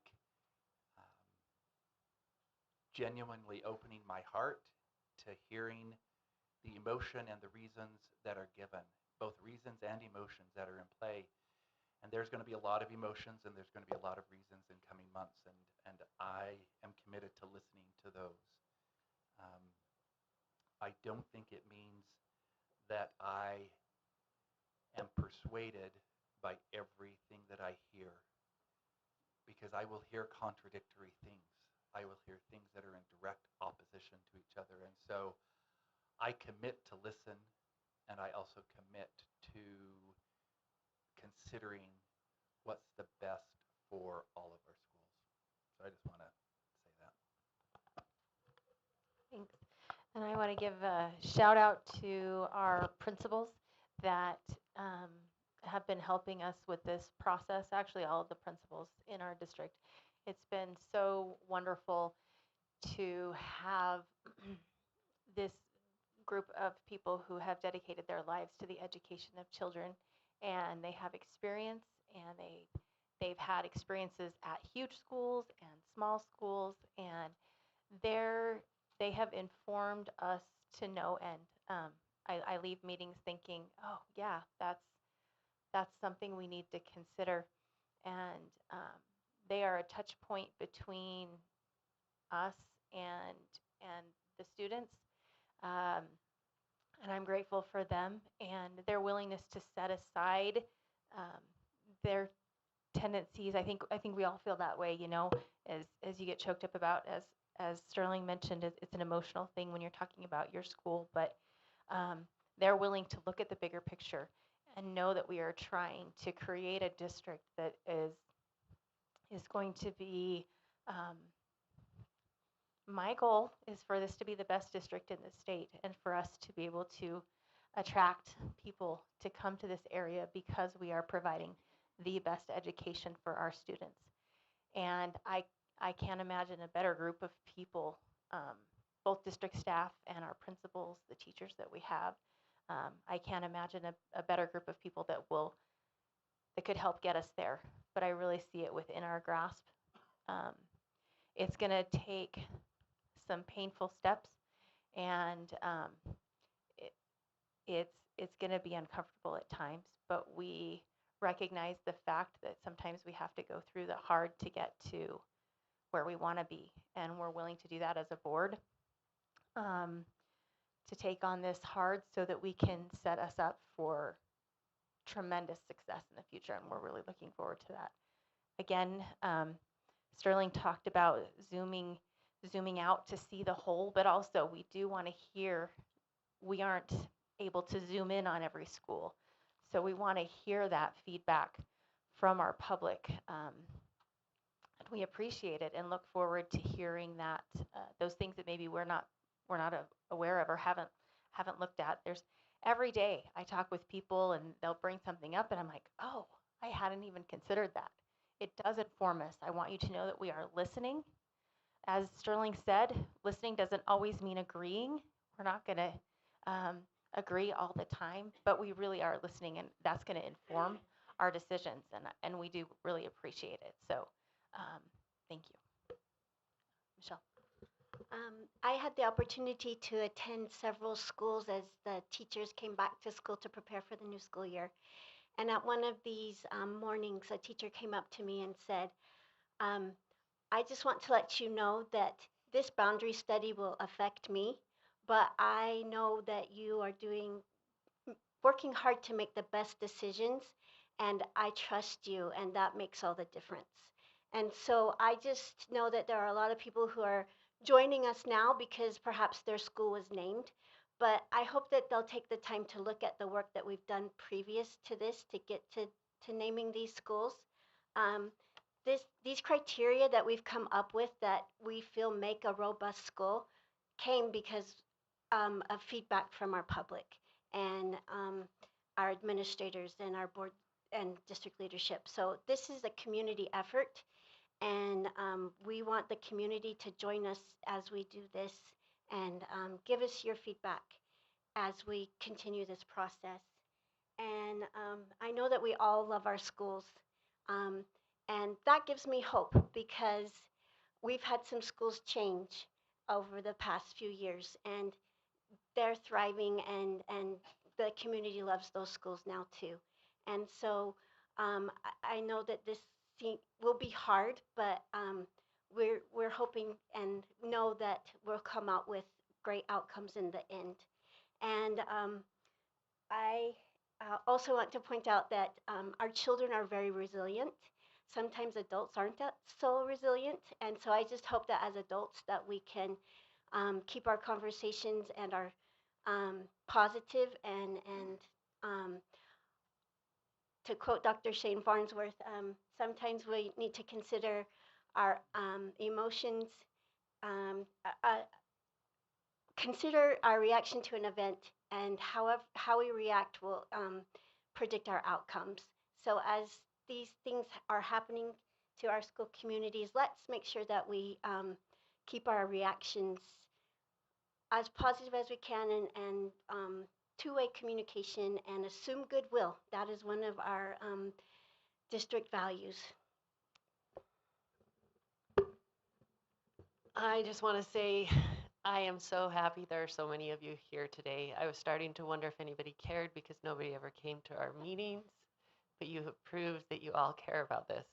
And I hope there's a lot of people on Zoom too, on YouTube that are watching as well. I ran on taking ninth grade to the high school. I was very, very open about that because I think it is the best thing for kids, especially in our secondary schools. I also ran on, if at all possible, to do true feeder schools because, again, it will help our schools more than just about anything else. Yes, there are silver linings to not having it that way, but true feeder schools really, really will benefit students. I truly believe that.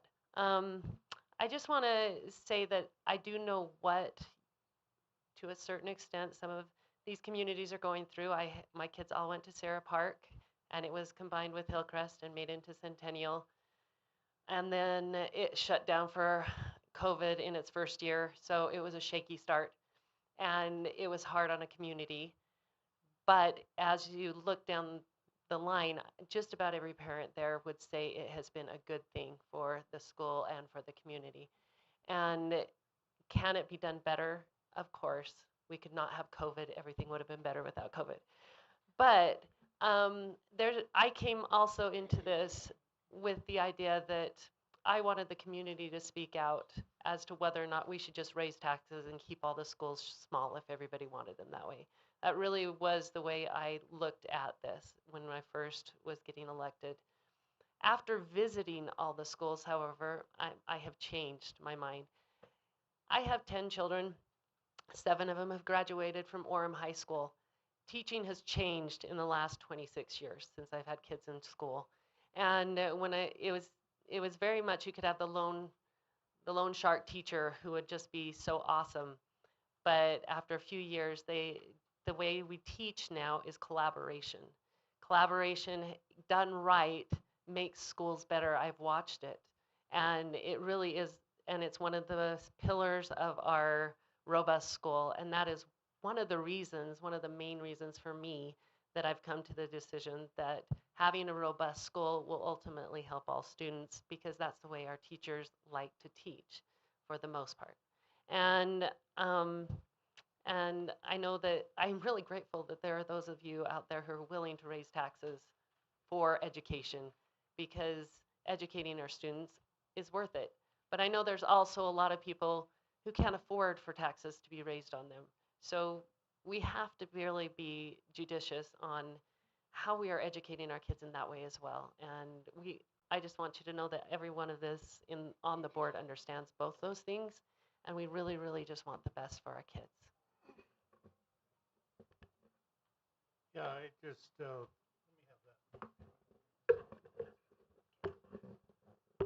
last week, I was out of town the first of the week, so I missed our ribbon cutting for Silver Peak and T-Tech. And, but I did go over Thursday when I was back and stepped in both offices and toured the school and wandered around. And I'm just saying, we did something right, board. Yeah, that's the best thing we've done so far. I've in the past, and I still am, Dan Peterson's school is really dear to my heart.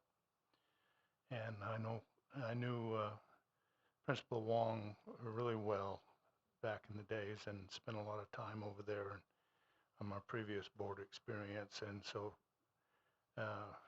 Dan Peterson's a great school. But walking into Silver Peak, holy smokes, that is it.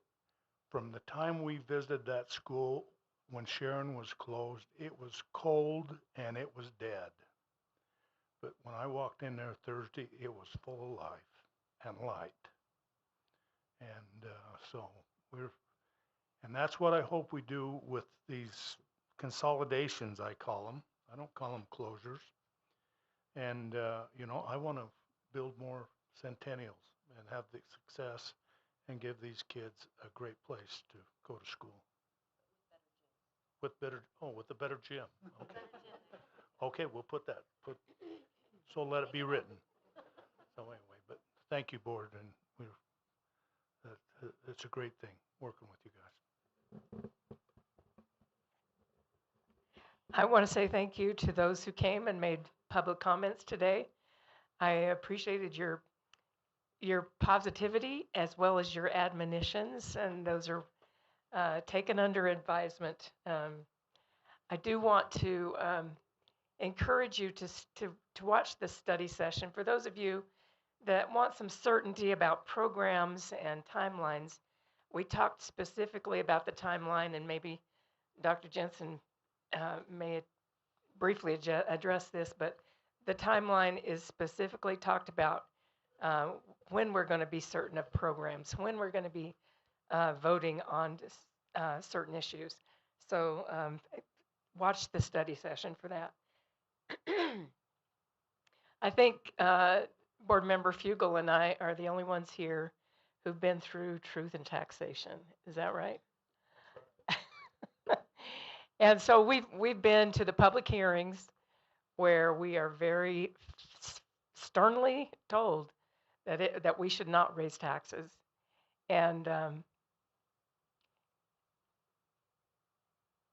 it's a hard thing to do. And I just want you to know that I can't make that decision without demonstrating to our public that we are doing our very best to stretch the resources that we have and to make good use of the resources that we have. I know I'm also familiar with a school district that they decided to go with the small neighborhood schools. And as a result, they didn't have the resources to pay the top teachers. The top teachers went to other school districts. So there's some trade-offs there, and there's some nuance to this conversation that I just want you to be aware of. I too enjoyed the meeting we had today with Orem City Council. It was very informative and productive.